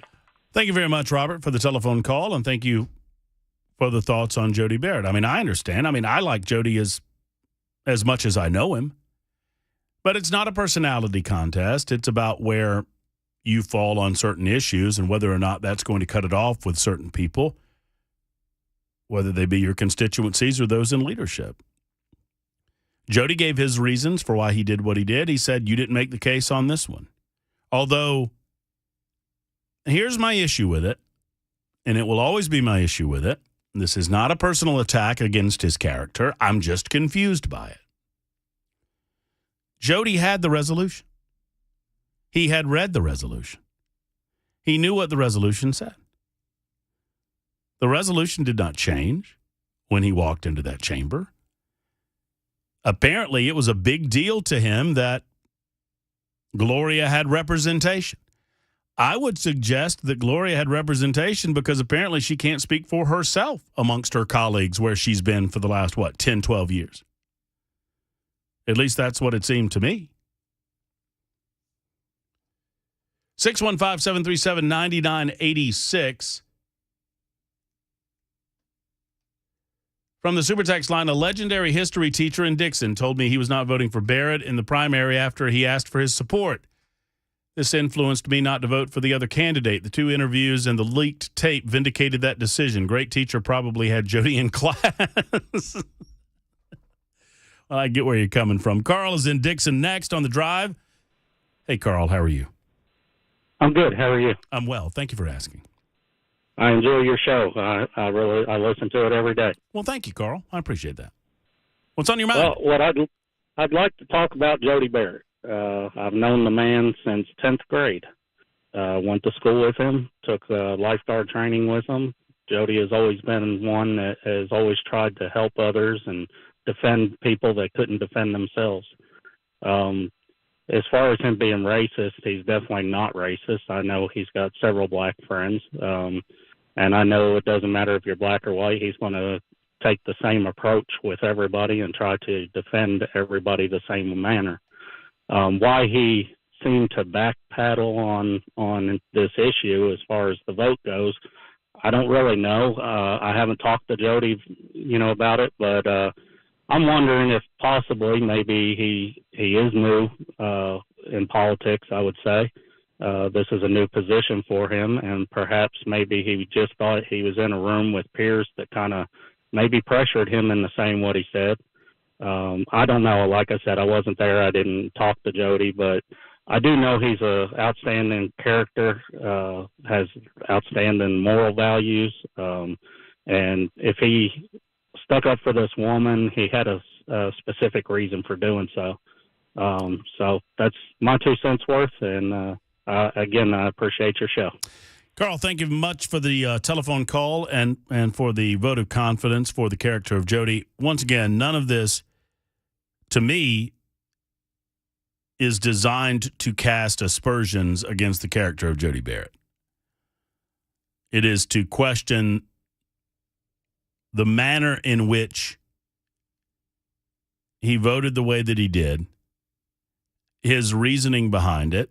I mean, I'm not trying to turn this into a one-man character assassination, but Jody features prominently in this leaked audio, and he was asked by his peers to defend himself, and he did. He said, I don't feel like you proved it with her. But if he claims that he walked in with the expectation that he would vote to expel, and then he says he thought that he was going to have an opportunity to speak. He did not have an opportunity to speak. He didn't seem to like that very much, and somewhere along the lines, he feels like the people asking the questions did not ask the right questions of Gloria Johnson in order to get him off of a no vote. But he simultaneously claims he was a yes vote. A lot of strong feelings about the manner in which he acted. I'll tell you this, I think for the most part, the Tennessee Republican Party comes off looking very good. I know that they don't like, and I've heard from a number of members of that body, they do not like the fact that this was leaked. They don't like the fact that they've got a leaker. There was no staff in that room. That means that someone sitting in the House of Representatives recorded the audio and then proceeded to leak the audio to a most liberal organization like the Tennessee Holler. And I imagine many of them are trying to figure out why that was the case. It's 5:19. This is Super Talk 99.7 WTN. Matt Murphy and for Brian Wilson on The Drive.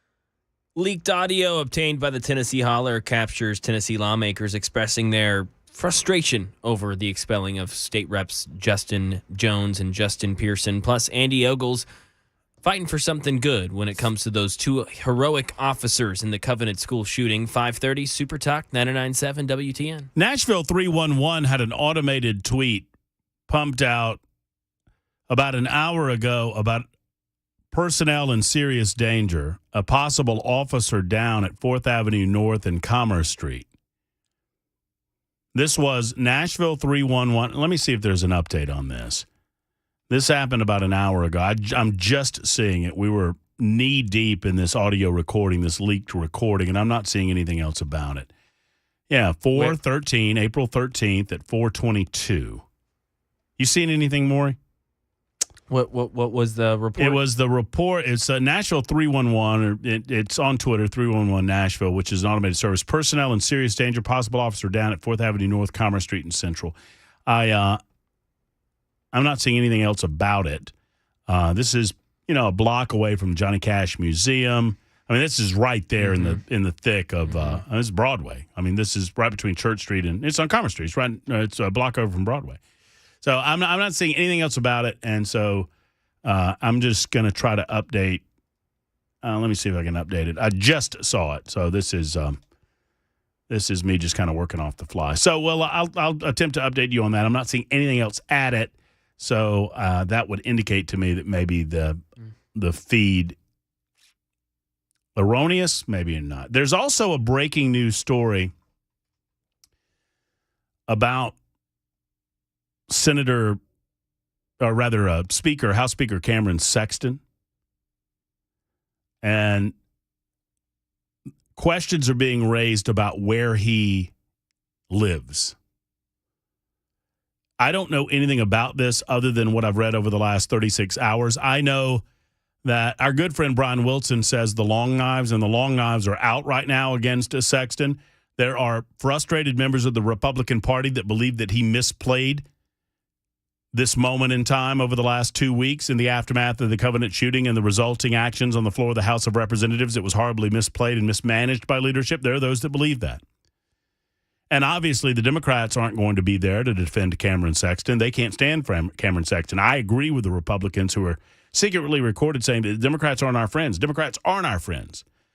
But the story is coming from a national journalist who's not going to get airplay with me, that Cameron lives in Nashville, not Crossville, where he represents. But apparently there's a quirk in the law. I don't understand the law enough to understand whether or not this is legal. But apparently some in Democrat circles are preparing to toss out a hit piece on the Tennessee House Speaker that he spends too much time in Nashville and not enough time in Crossville, and apparently that is going to ding him in some way.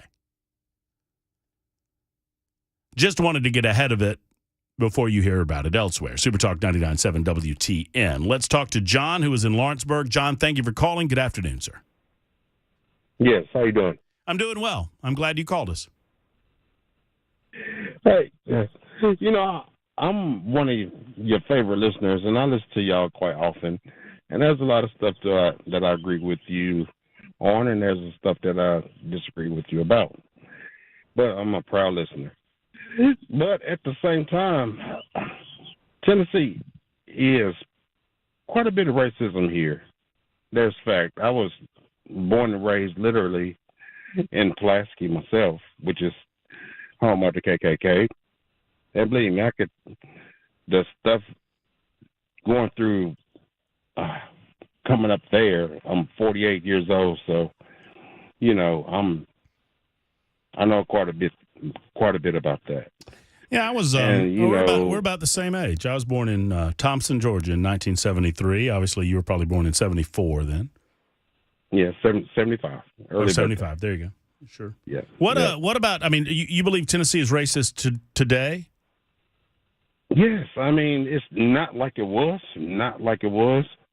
No, because I have tons of white friends, and I hate nobody. I love everyone.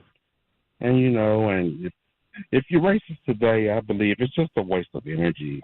I mean, love your brother. If you don't love him, just move along and, do whatever it is you do. But don't pass hate along. That's the wrong thing you could ever do on the face of it. Let me ask you something. Let me ask you this, John. Why? And I'm not here to argue with you. I mean, your perception is what it is. But you say you have a lot of white friends. I mean, how roughly, how many are we talking about? Well, a bunch. A bunch. Like I said, are some of them are some of them racist? As far as none that I know of.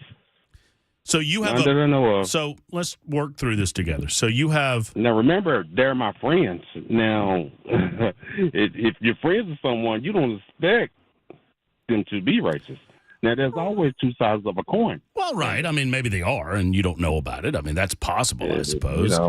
But I doubt the ones that I'm friends with. But I would suggest if you make the statement, and hear what I'm saying now, if you make the statement, well, Tennessee's still racist, but then you tell me that you have a bunch of white friends and that you don't believe any of them are racist, wouldn't some of them be racist by law of averages?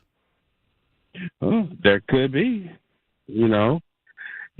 but, as this COVID thing broke out and, Black Lives Matter and all that stuff come out, I had a few friends that actually called me up and actually apologized to me and said they were sorry. But, I'm like, well, I don't want to hear it. You're still my friend.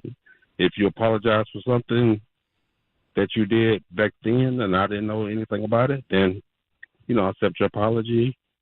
Let's move on and still be friends on till this day. John, do you have a few minutes to hold on? Sure. I want to continue this conversation. I'm going to call an audible. I was going to share the John Harris interview that we conducted earlier today in about 5 minutes. I'm going to call an audible bell, and I'm going to present that at 6:30 because I want to talk to John because I really want to dig down into where John's coming from. I think this is important. And we'll take your calls as well, 615-737-9986. It's 531 on Super Talk.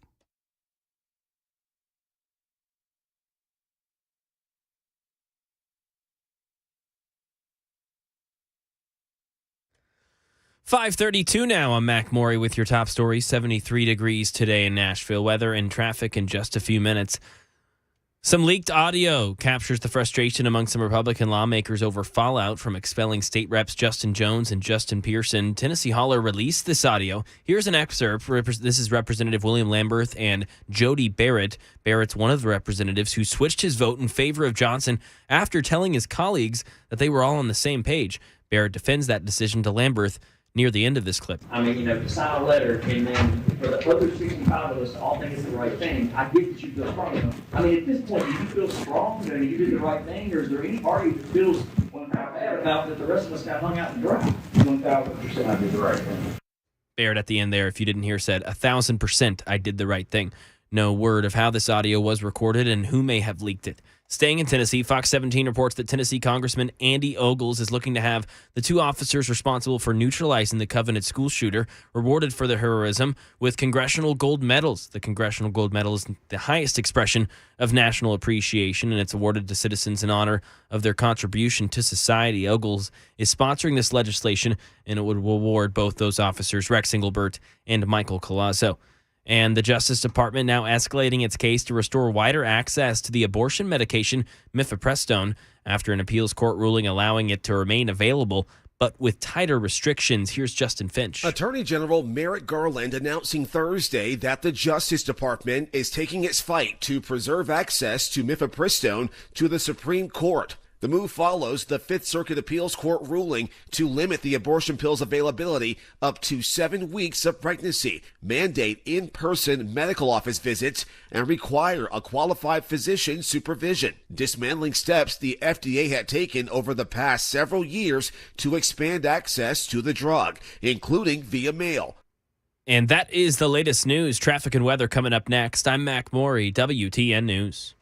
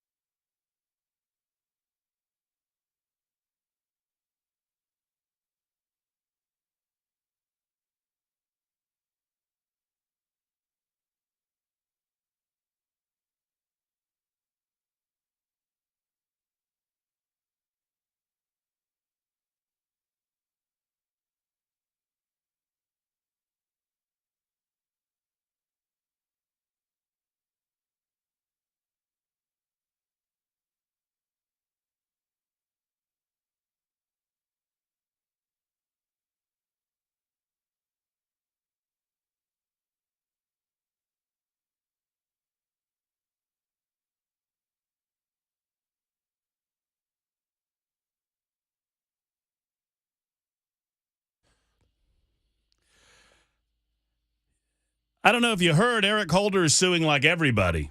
At least that's the threat. Former Obama Attorney General is threatening legal action in a letter to the Tennessee House and Speaker Cameron Sexton unless expelled Democrat legislators are let back in. Of course, they have been let back in, but now we're being told that they're going to sue everybody anyway. So we'll get to that story coming up in just a moment. It's 5:39. This is The Drive. I'm Matt Murphy. No Brian Wilson today. And I'm in for you until 7 o'clock tonight. 615-737-9986. Coming up in the 6 o'clock hour, we've got Friday Mac Attack on Thursday because I'm out tomorrow, and I love doing Friday Mac Attack. This is where Mac Morey brings it. The stories that you may not have heard about, the offbeat, the wild, the wacky, the weird, maybe a world record or two. Whatever's on his mind, it'll be on this radio station coming up at 6:05. Ikenaut Week. It is not a Friday Mac nap. It is not a Friday Mac comment. It is not a Friday Mac mention. It's a Mac attack. Mac attack.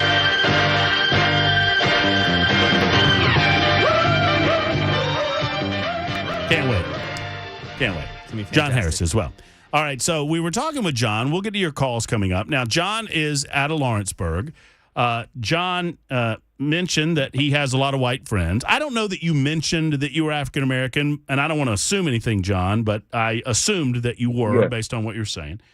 And you grew up in Pulaski, and you said that you feel like Tennessee is still a racist state. Is that fair? Yes. Okay. Yes. And so I understand that there are racist people. I understand that there's idiots, and those two words are simultaneous to me. If you are racist, if you believe in the genetic superiority of one race of people over another, or if you believe that one group of people based on the color of their skin or other dynamics that they cannot control is somehow inferior to you, based on that factor, you are an absolute idiot. And I just want to establish that. I'm with you, brother. But being that there are knuckleheads everywhere, I think it's different to say, well, of course, there are still racists around. There's always going to be idiots around, and saying that Tennessee is a racist place. And that's why I wanted to hold you over, because I'm curious to dive a little deeper on that. Okay. I'm with you. Well, tell me why you feel that way. All right. Well, let me see. Let's start with what's going on with Justin Jones and them. There was one, I can't think of what county it was he was from, but he was talking to Justin. And, oh, wow, man, the way that he talked to him, it just sounded all wrong. Couldn't see his face, but it was just even sounded all wrong. I mean, there's a way to address people, and then there's a wrong way to address people. But the way that he come off to Justin at one point, I cannot think of his name. I want to say Severalville. I'm not sure. Don't quote me on that. Sevierville? Yeah. Yeah. Okay, and it was that gentleman. The way he talked to him, it just come off wrong. Now, I'm in an interracial marriage of 27 years. Me and my wife, we got 14 grandkids. Wow. And so, yeah. And actually going to be 15. And hey, John, that's a lot of Christmas presents. You better believe it. It's not a boring moment around Christmas. It is not. So, but the way he come off to him, it was just wrong. And just, I mean, I do not want to have to just have your ears just open just to listen to see if people is racist. Well, because the truth of the matter is, racism comes from all sides of the track. I don't care what race you is. That's racism in every ethnicity. Well, and can it be though, John, that sometimes when you're hearing things a certain way, that has to do with your ears and not my mouth? And here's what I mean by that. I'm going to, on my normal slot between noon and 3 or here during the drive, subbing in for Brian, I'm going to occasion, because I take a lot of telephone calls, and sometimes I get knuckleheads, and sometimes I yell at those knuckleheads, right? So I'm invariably going to yell at somebody at some point or another. And so if I happen to be talking to an African American man and I start talking down to him or yelling at him, does it have to be because he's black? Or maybe it's just because we're not getting along right now, or maybe we're disagreeing right now, and I'm kind of trying to make my point and being a jerk about it. I mean, well, I would have to hear the conversation, honestly. I mean, because I had to hear it. I mean, if it's wrongly said, then it's wrongly said to a certain point. And I mean, it could be coming out the other person's mouth towards you. You know what I'm saying? So, I mean, it could be him being that way towards you. It just wouldn't have to be your way. But see, I fear that maybe you're judging the totality of the state because of the actions of a few people. And if you judge me based on the actions of somebody else because we're the same color, isn't that racist? Yeah, that would be racist. Well, isn't that what you're doing? Isn't that what you're doing? No. What I'm doing is I listen to each individual. I'm talking to you now. You sound like a legit stand-up guy to me. So I'm judging you by the words that you're using to me. Right. And you are not using anything that even sounds offensive in any form or fashion. To me, you sound very legit. I could talk to you probably for hours. Man, I like you more and more. The more and more you talk, the more I like. No, I'm just kidding. I'm just messing with you. But I guess so if your point is that there are some people that still harbor, racist attitudes or whatever, I would agree with that. I think we're cultivating racists in 2023 of all colors, John. Do you think black men and women can be racist? Oh man, black men, white women, white men. Right, that's fair. That's fair. Every race can have some racism in it. It does not matter to me. Every race can have some racism in it. That's a fact. Because as you know, you hear a whole lot of scripture up in the Capitol. And you can tell that there's a lot of people that's in there that is not perfect. And that's on all sides of the aisle. There's a lot of people in there that is not perfect. No one is. So that's John, the bottom line. John, I've enjoyed it. Keep listening, keep talking, keep calling me. I appreciate it. I don't know that we're going to solve racism today between you and I wish we could, but I don't know that we will. But you keep listening and keep sharing your opinion with us, okay? Oh, yeah, brother. Keep preaching it, man. I like you, man. And thanks a lot, John. All right, man. Thanks. Look, I have every respect in the world for John. I hope that I understand that he's coming at life from a particular perspective. I don't know what that perspective is. But I will tell you a story. And I don't know that this I'm not going to speak for John or speak about John. He just got off the phone. He can speak for himself. I remember in November of 2008 when Barack Obama was elected president of the United States of America. I considered it a sad day. But I also recognized that it was a historic day. I considered it a sad day because I listened to Barack Obama and I heard what he was saying to me and I read his books and I understood that when he said he wanted to transform America, he meant it. He meant it. The sadness that I felt in his election as president of the United States had zero to do with the color of his skin. As a matter of fact, I would say that I tried to give him the benefit of the doubt early on in his tenure, above and beyond his socialist tendencies.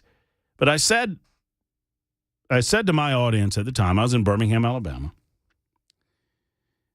I said that it was a history-making day, and several of them clapped back. They didn't want to hear that, and I understand. But I also recognize and do recognize that there were people that voted for Barack Obama that at some point in their lives had been denied the opportunity. There were people that had experienced real systemic racism in the South during their lives that had the opportunity to see the first African American elected president of the United States. And it's important that we try to walk a mile in someone else's shoes when we have the opportunity, to try to put ourselves in that perspective, in that mindset. All of us are individuals. We all come at this life with different worldly experiences, different backgrounds, and a different genetic makeup. So I don't begrudge John. I think he's wrong. I don't think Tennessee is systemically racist. I don't think Tennessee is largely racist. I think there's always going to be, in any dynamic this large, some idiots, right? But I also recognize the importance of doing what I just said, and that's walking a mile in somebody else's shoes. Because you know why? Do you know why, Bell? Do you know what's important when you have the opportunity to walk a mile in someone else's shoes? Because then they don't have shoes and they can't outrun you. And because you're a mile away. Right. That's exactly right. David, Don, coming to you in a moment. It's 5:50. Super Talk 99.7 WTN.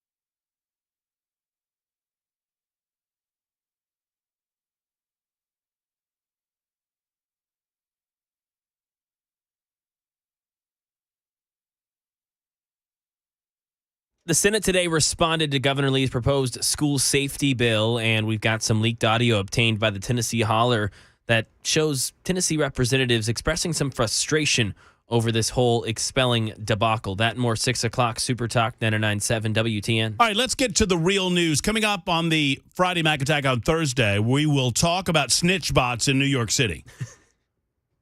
What? Snitch bots.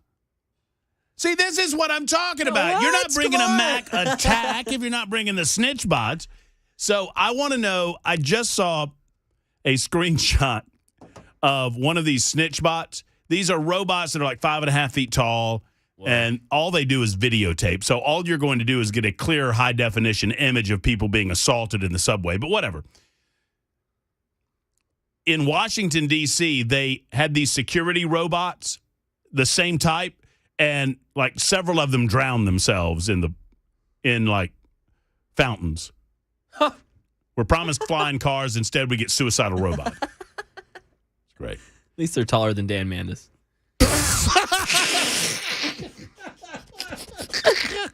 What the hell is wrong with you? Once he gets out of that bubble bath, you're in a lot of trouble. It's 5:58 on Super Talk.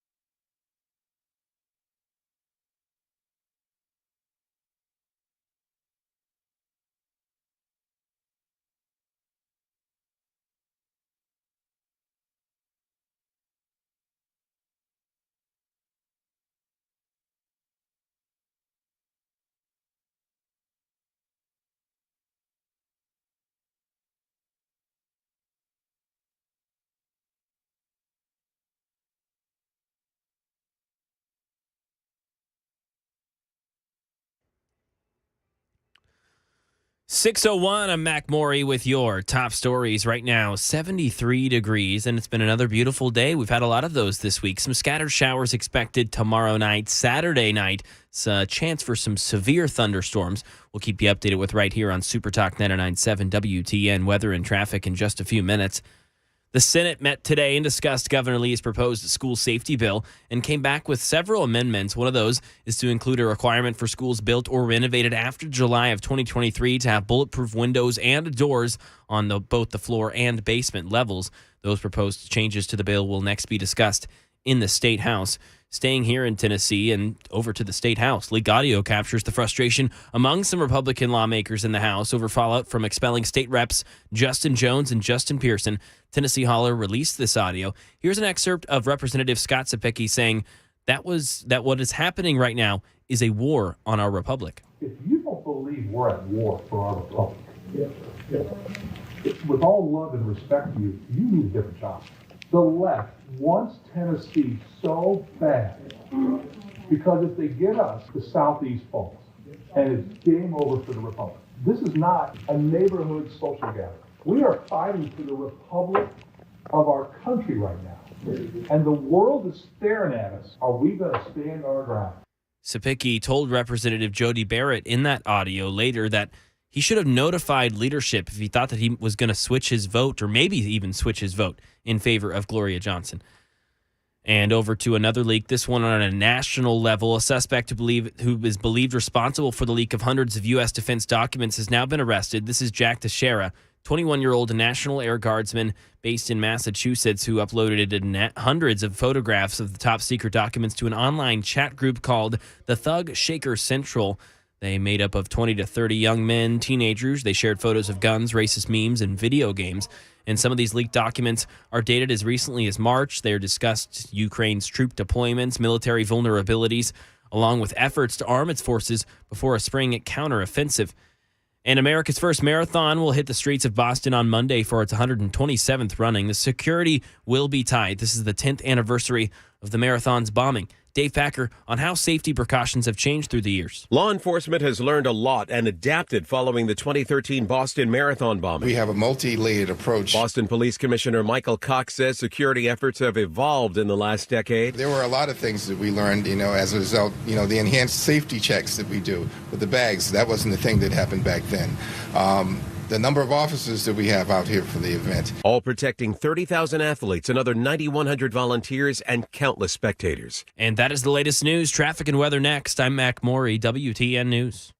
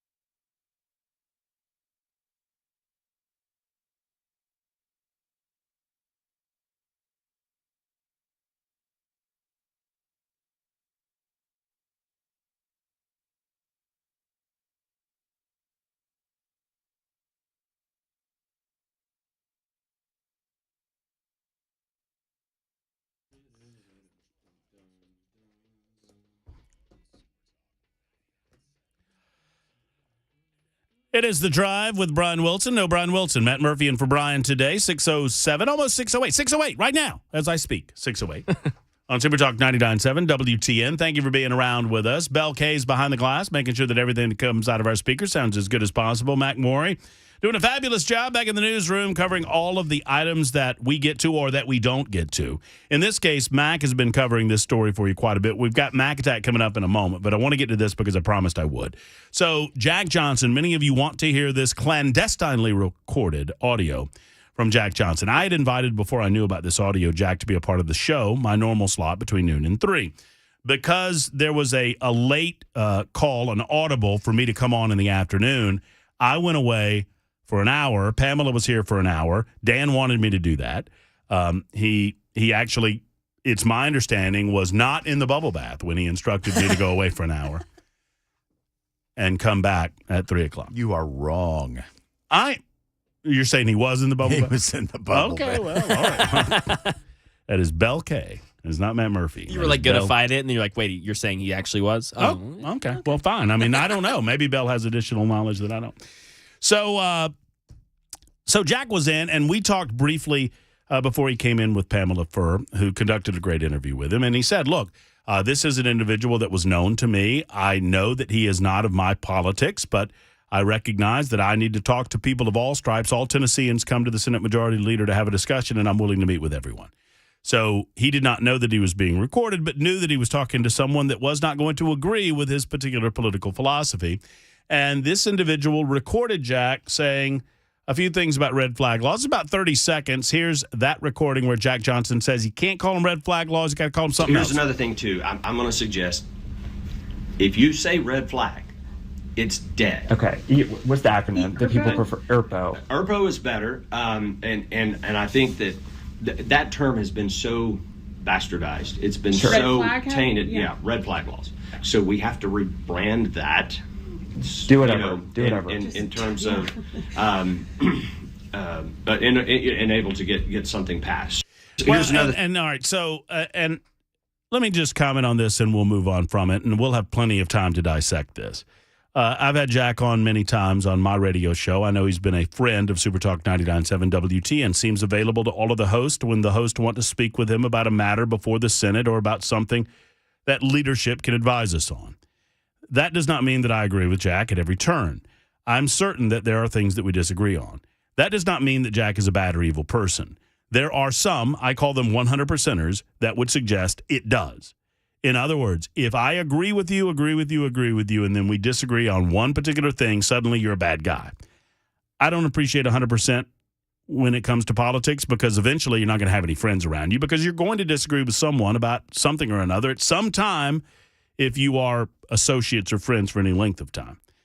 That said, I can understand why people are upset about Jack's comments, but Jack is not wrong. That if you approach this in a way that you believe will help people and save people's lives. However, if you're doing something that will further limit individuals who are diagnosed with some sort of mental instability or mental disability from purchasing guns, you're going to have certain people come out, no matter who these folks are or how you do it, and oppose it. Red flag laws, that term amongst conservatives has become a dirty word. There's no question about that.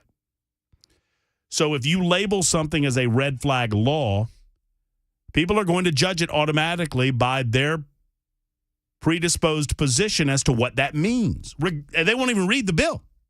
Doesn't matter. So Jack is not wrong in that. However, I can understand why people are frustrated that it sounds like Jack saying, if you do the same thing and call it something else, you'll be fine, but you can't just call it this and be fine with it. For me, none of this matters. It is all about what is in the legislation. Give me the bill, let me read it. I don't give a rat's patootie what you call it.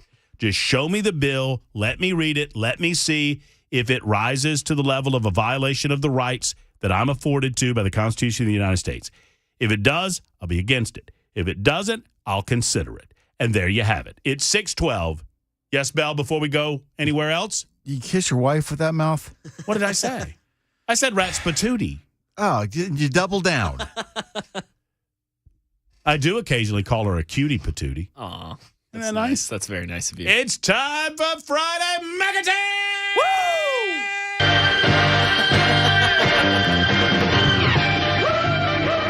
It's been a while. It has been.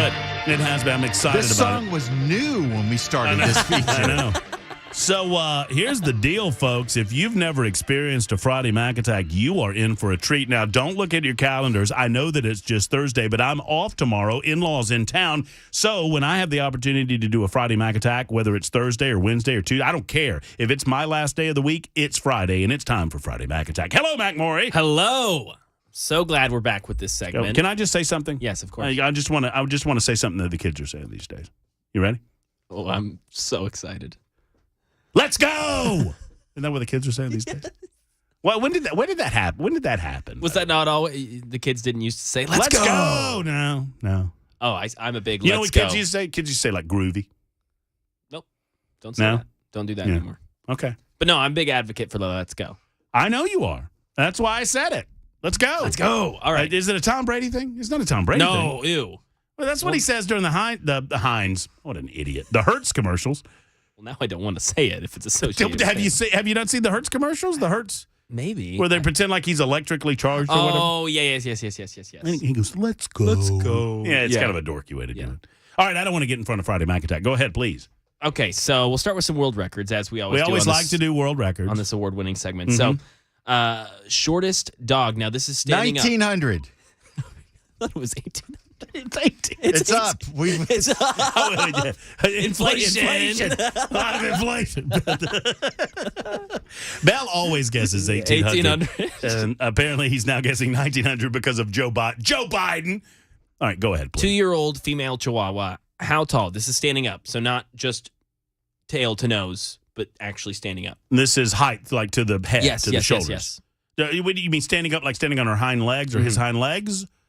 Well, it says it does the how tall they are, and then it does the from nose to tail length. Okay, that's like, so the height's going to be up to the shoulder. Gotcha. All right, so this is the world's smallest dog? Shortest, yeah. Shortest dog? Chihuahua? Mm-hmm. I would have thought like a teacup. Yeah, I'm the same. A little teacup terrier. Little cute little things. This is So a cute doggy. I'll dickens, show you. Oh, Chihuahuas? Really? Can I see it? Oh, I got to guess first. Oh, that's cute. Look at that. That's a full-grown dog? Yeah. Okay, world's shortest dog in inches, I assume? Inches. I'm going to say 5 inches. 3.59. Wow. I know. That's itty bitty. It's That's 5 a inches. teeny Yeah, I tiny know. Tiny. It's Pearl. Deep fry That's her that name. thing and it'll be crunchy. Oh, yeah. Oh, you don't even have to cook them before you eat them. You really don't. Okay, 4-finger push-ups. World record. 4-finger push-ups? 4 fingers. 1800. Just hours. You set them up, he lays them down. You set them up. 4-finger push-ups, is there a period of time? 1 minute. How many 4-fingered push-ups have been performed in 1 minute's time? 1 minute. I'm going to say, I think you can do, I think these people are incredibly strong. I'm thinking Remo Williams, Let the Adventure Begin. The Adventure Begins. Remember Remo Williams? No, it's Before Your Time. It was great. It was great. Yeah, Wilford great theme Brimley song, too, Wilford by Tommy Brimley Shaw. was in it, and there was some like Japanese fella that was his mentor. Great movie. He did the finger. He had to do the finger technique. Oh, anyway, okay. I'm going to say 70. Wow. I don't know. There's Bell, 60 seconds 1800? in a minute. 60 seconds in a minute, I figured. 180. This is It's going to be like 6. It's 22. 22? I know. It's a little That is- underwhelming. But that's tough, man. Not for 1 minute. That's not underwhelming, especially on 4 fingers. But you got to think, so that's what, 1 every 2 seconds almost, right? Is that correct?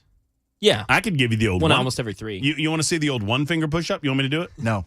Boop. Oh, that would, hey. Sorry. On I the forgot camera. I was on I know, camera. I knew you did.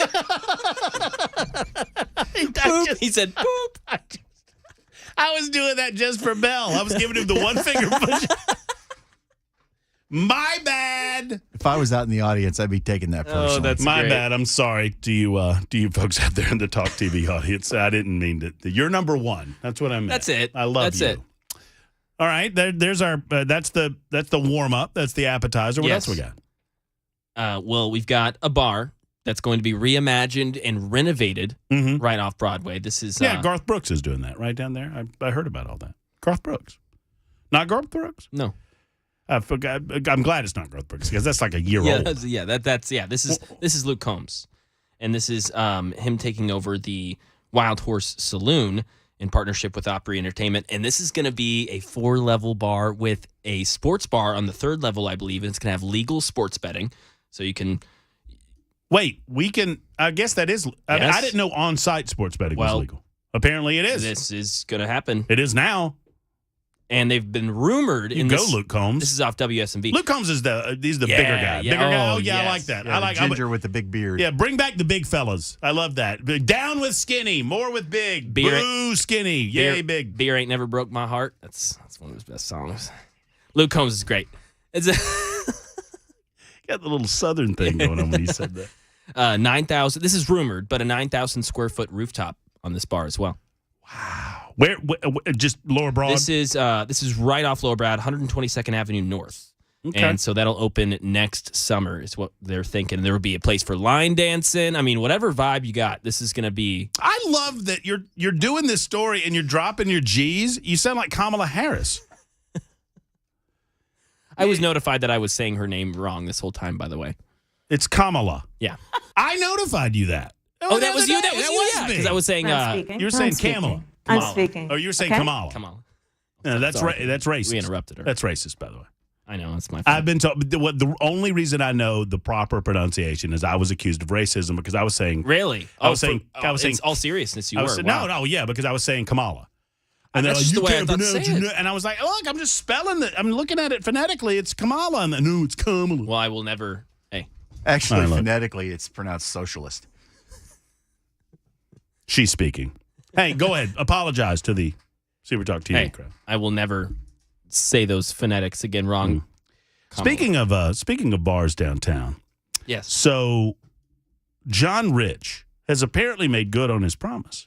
Now, it really wasn't a promise to begin with, but speaking about the whole Bud Light. Yeah, the Bud. All right. So John Rich, he's got the Redneck Riviera. So Kid Rock comes out and he blows up some Bud Lights, and with his automatic weapon, and everybody goes, "Yay!" What did he say? Grandpa feeling real frisky or something. I'm gonna make this real simple, clear. Boom, boom, boom. F you and F them and F this person and F Bud Light. I love Kid Rock. So my question was, well, are you going to stop selling it at your bar, Kid Rock? And I was immediately inundated with, that's not his bar. He doesn't own it. He just licensed his name. To which I said, well, are you going to take your name off of it, Kid Rock? Because they're selling Bud Light. I guarantee you they sell more Bud Light in that bar than any other beer, or at least they did before all of this.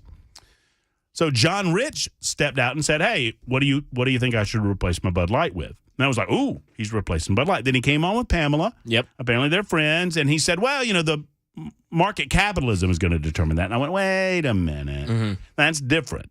It's one thing to take a stand and say no more. It's another thing to say, well, if nobody buys it, I won't order it. Because that's a weaker position. But apparently it's still fair. It's still a fair position, but don't say you're going to get rid of it if you're going to let your customers. That's exactly right. I don't mind the second position as long as you don't declare the first thing and then do the second thing. One way or the other, apparently he's doing it. He's not ordering any more Bud Light because nobody's buying Bud Light. And we're told that 30%, 35% nationwide. They lost Anheuser-Busch apparently lost $5 billion this quarter. That's what the reports are. You've got some really upset salespeople at that company. No doubt. Wow. And I predicted the other day, and you men heard it, that Dylan Mulvaney, this transgender social media influencer, did 2 videos. There was the introduction video, and then there was one, he was in a bubble bath or something. I don't think there will be any more videos. Yeah. I think that's done. They might pay the guy, but he's not doing any more videos. They got their comeuppance. So last night, I'm in the liquor store. My father-in-law, I asked him, anywhere you want to go in Nashville? And he said, I want to go to the really big liquor store. I said, okay. Okay, sweet. I mean, whatever. So, you know. Talking about Frugals? It's your time. No, I'm talking about the one down in Brentwood. Oh. Did they advertise with us? They used to. I thought they did, but I'm not sure, but I will say this. If I knew that you still advertised with us, I'd give you the big old shout out. But because I don't know, you don't get it. But anyway, it's a really, really big liquor store in Brentwood. You can probably figure it out. They sell wine, you know, the total package. What? I think spirits too. And more. Black sheep. Oh, sorry. Black sheep tequila? Yeah. Oh, yeah. So we're walking around spending our hard-earned money, and I couldn't help myself. I saw a guy coming out of the beer section with a 6-pack of Bud Light. And I don't know. I'm not normally this guy. I'm not looking for this. Oh, no. No, I said, going shooting? That's what I said to him. And you know what he said to me? What? He gave me, No idea. No clue.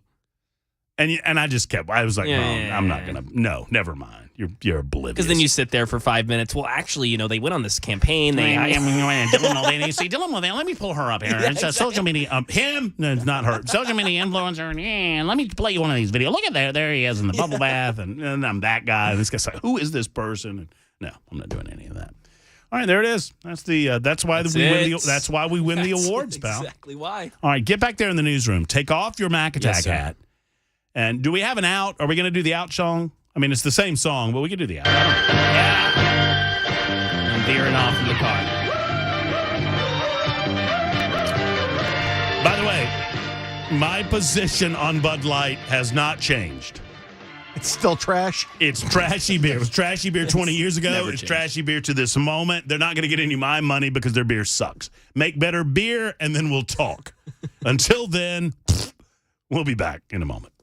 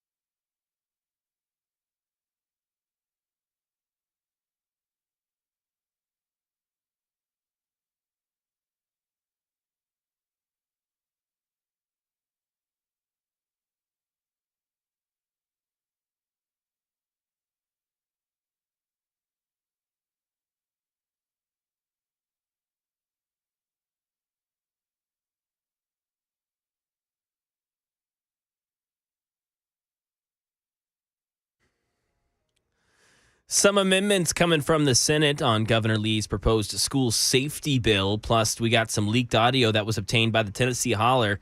We'll look at it. 6:30 Super Talk 99.7 WTN. Thank you much, Mac Maury. Appreciate that. 6:29 right now.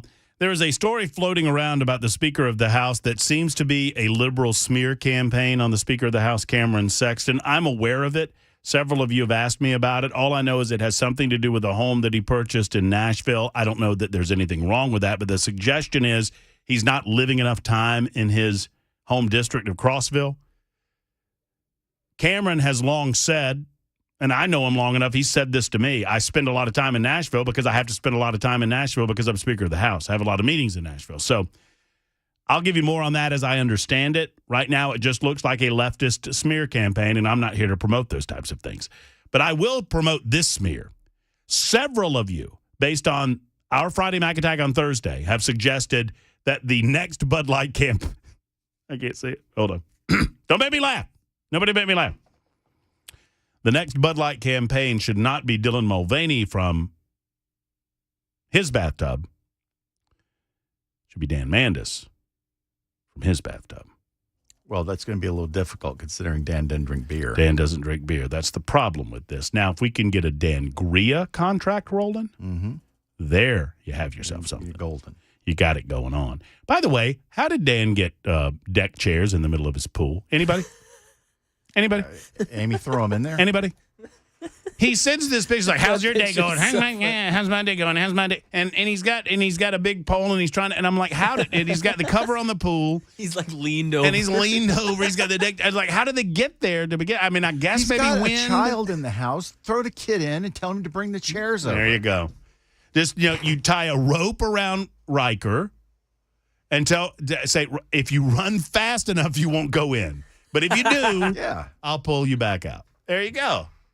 And, deal with the consequences from Amy later. Because, easier to ask forgiveness than permission. You do know what Riker calls him, right? Dan? Jasmine. What? Calls him Jasmine. Should you be saying this? Yeah, he's Dan. Are you on the radio right now? It's been discussed on the air before, but Riker calls Dan Jasmine. Why? Why not? A whole new world. Maybe those are the bath salts he used. I don't know. This is a great time for me to do this right here. I'm going to point at you, and you hit that button right now.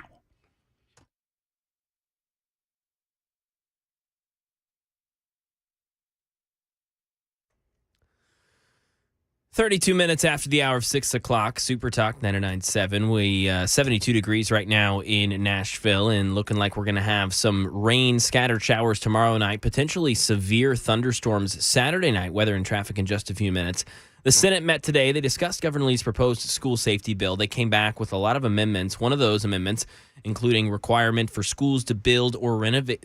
The schools built or renovated after July of 2023, to have bulletproof windows and doors on both the floor and basement levels. Those proposed changes to the bill will next be discussed in the State House.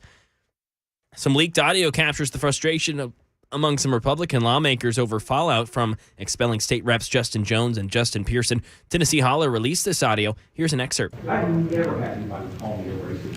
And for the last 3 days, all I have heard from them is how this is the most racist place. We're one of these white supremacists. Good Lord, we have to realize they are not our friends. They can smile, man, that doesn't mean I can't be polite to them, but they are not our friends. That was Representative Jason Zachary, and if you couldn't hear him, he was saying, quote, Democrats, they are not our friends.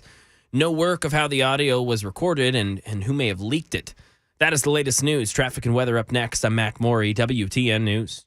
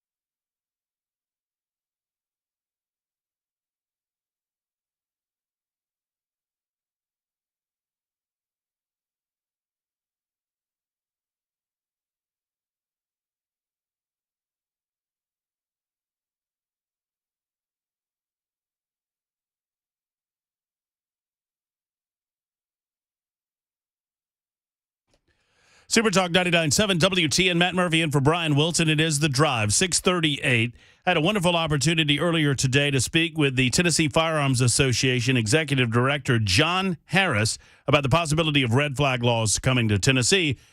Here's a portion of that conversation. Wanted to get the reaction from the Tennessee Firearms Association to the suggestion by the governor's office that potentially we might have an opportunity to pass some sort of, what did they call them? New orders of protection, calling for the passage of what is essentially a red flag law in the state of Tennessee. To speak to this matter, John Harris joins us yet again on the Murphy Show hotline from the Tennessee Firearms Association, and it's always a pleasure to talk with John. John, good afternoon. Hope you're well. Doing fine. Yourself? I'm doing well. I enjoyed your op-ed that I read on the Tennessee Star's website. I encourage people to go read it themselves, where you make comment on this, and it's one of the reasons I was inspired to speak with you about it. John, I don't like to assume that I know where people are on this, but I'm pretty sure I know where you are on this. But for those who don't know, I want to back up first. What are traditionally defined as red flag laws? A red flag law, in common definition, is a type of law where the focus is placed on removing access to a thing, such as a firearm, from someone who arguably poses a risk of harm to themselves or a third person. So talk to me a little about how this jives, how this can jive. And we've had states that have passed these things. How do they pass constitutional muster, considering that the Second Amendment is pretty clear about all of this?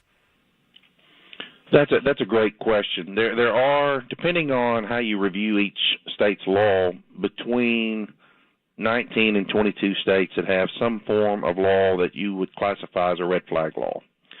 Almost all of those were enacted prior to the United States Supreme Court's decision last June in what we commonly refer to as the Bruen decision. And so what was happening before Bruen is that the courts were using a constitutional scrutiny standard that said, first, is the activity, possession of a firearm, covered by the Second Amendment? If they answered that in the negative, then they didn't go any further, and they said the state could regulate the activity. If it was answered in the affirmative, then the second question became, well, does the state have a good reason, good cause for regulation, such as the default that states normally went running to would be public safety. And what happened in Bruen last year is the United States Supreme Court said to the lower level appellate courts across the nation, guys, y'all have really messed this up. There is no two-part test that is constitutionally permissible. The question and the test has to be if the activity is covered by the scope of the Second Amendment, possession of arms, then the government is prohibited by the Second Amendment from regulating that activity unless the government can show that a similar regulation existed amongst more than one state as of 1791. So how does that jive with these, what are being called orders of protection? It doesn't seem like they would. Constitution. No, they won't at all. In fact, post-Bruen in November of 2022, a federal district court in the Fifth Circuit out towards Texas struck down the provision in the Gun Control Act from 1968 that said an individual who has an order of protection issued against them commits a crime, essentially, by possessing a firearm or buying a firearm. The court struck that down and said, now under Bruen, that's unconstitutional. In December of 2022, a New York State court, looking at the Bruen case, declared unconstitutional New York's red flag law. So before we get too far away from it and dig a little deeper into the governor's recommendation, I want to start here. Do you have? He did two things. He called on two things. One, he called on the General Assembly to pass what he, as you wrote in your op-ed, he avoided calling red flag laws, but that's what they are. But he also signed Executive Order 100. Do you have any concern about Executive Order 100, which it's my understanding would require the TBI to update any new criminal history or mental health information in a more timely fashion to the database. Do you have an issue with that? The timeliness issue is 72 hours is what's in his order, and I don't really have heartache with that. I think in most circumstances, the courts and the agencies that are required to submit this information are probably responding that fast or faster already. There is a little concern because his executive order used some language that wasn't precise when it talks about reporting not only criminal records, but orders pertaining to mental health. And there are some classes of mental health orders that fall under the involuntary committal process that do not impact an individual's ability to purchase or possess firearms. And if he's including those orders, which are not public records, they're private, confidential records, even though they're from a court, then I think he's overreached if those are being included. Okay, that makes sense because I read it and I lean on your expert knowledge with regard to the law on this. I read it and I didn't get concerned about it because if the focus is on demanding of the government agency that they do what they already have been doing in a timely fashion, I'm fine with that. It's the other piece that causes me concern because, speaking generally, we all can agree that we don't have people with significant or serious, well, I don't want to presume.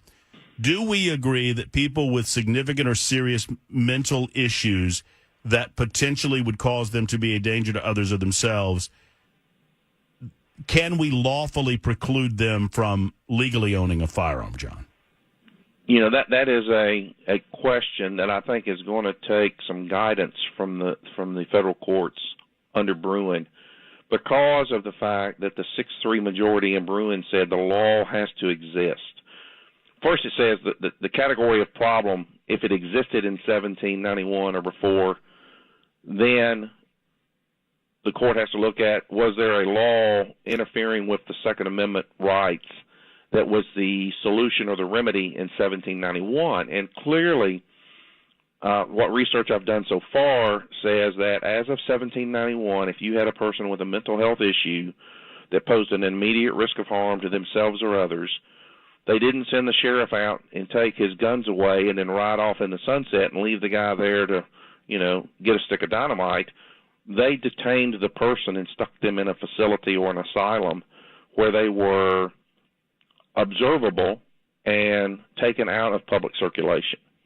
And so there's going to be a serious question, even on this, what I think most people would agree is a need for intervention as to what that permissible intervention is. I want to back up for a second because I don't know that I've asked you this question, John. Do you believe in the concept and the legality of background checks more generally?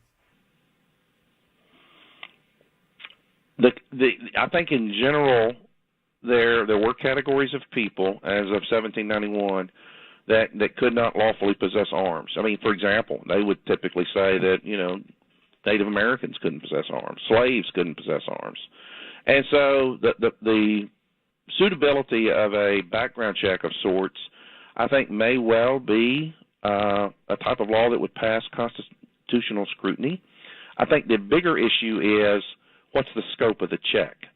Are they looking for issues that are now impermissible for asserting that a person no longer has the right to possess a firearm? Like, for example, the Fifth Circuit's recent decision that said orders of protection can no longer be enforced as a prohibition on someone's right to purchase or possess a firearm. I know that in your op-ed you also expressed concern that, while this is a worthy discussion to have, particularly when it is instructional to individuals in positions of political power with regard to the Bruen decision, which sadly I don't know that the Bruen decision was taken under consideration at all based on the governor's comments. Would you agree with that? Oh, no, I would strongly agree with that. In fact, I have had certain legislators report back to me that there are legislators in leadership who have asserted and continue to assert that the Bruen decision has no relevance at all to the state of Tennessee. Well, why in the world would they say that? It's a Supreme Court decision. Absolutely, it is. Yeah, and in fact, it's the basis on which our current Attorney General has already conceded in the Beeler decision, which just came down in March, that Tennessee violated the Second and 14th Amendment rights of individuals concerning the 18 and up age bracket, and that violation constituted a federal civil rights violation. There's another Middle Tennessee appellate court on a case coming out of Columbia, Maury County, that specifically made its decision based on Bruen, and it is astounding to me that we have members of the General Assembly that neither know what Bruen says, nor do they, if they know what it says, assert that it is irrelevant to their authority as state legislators.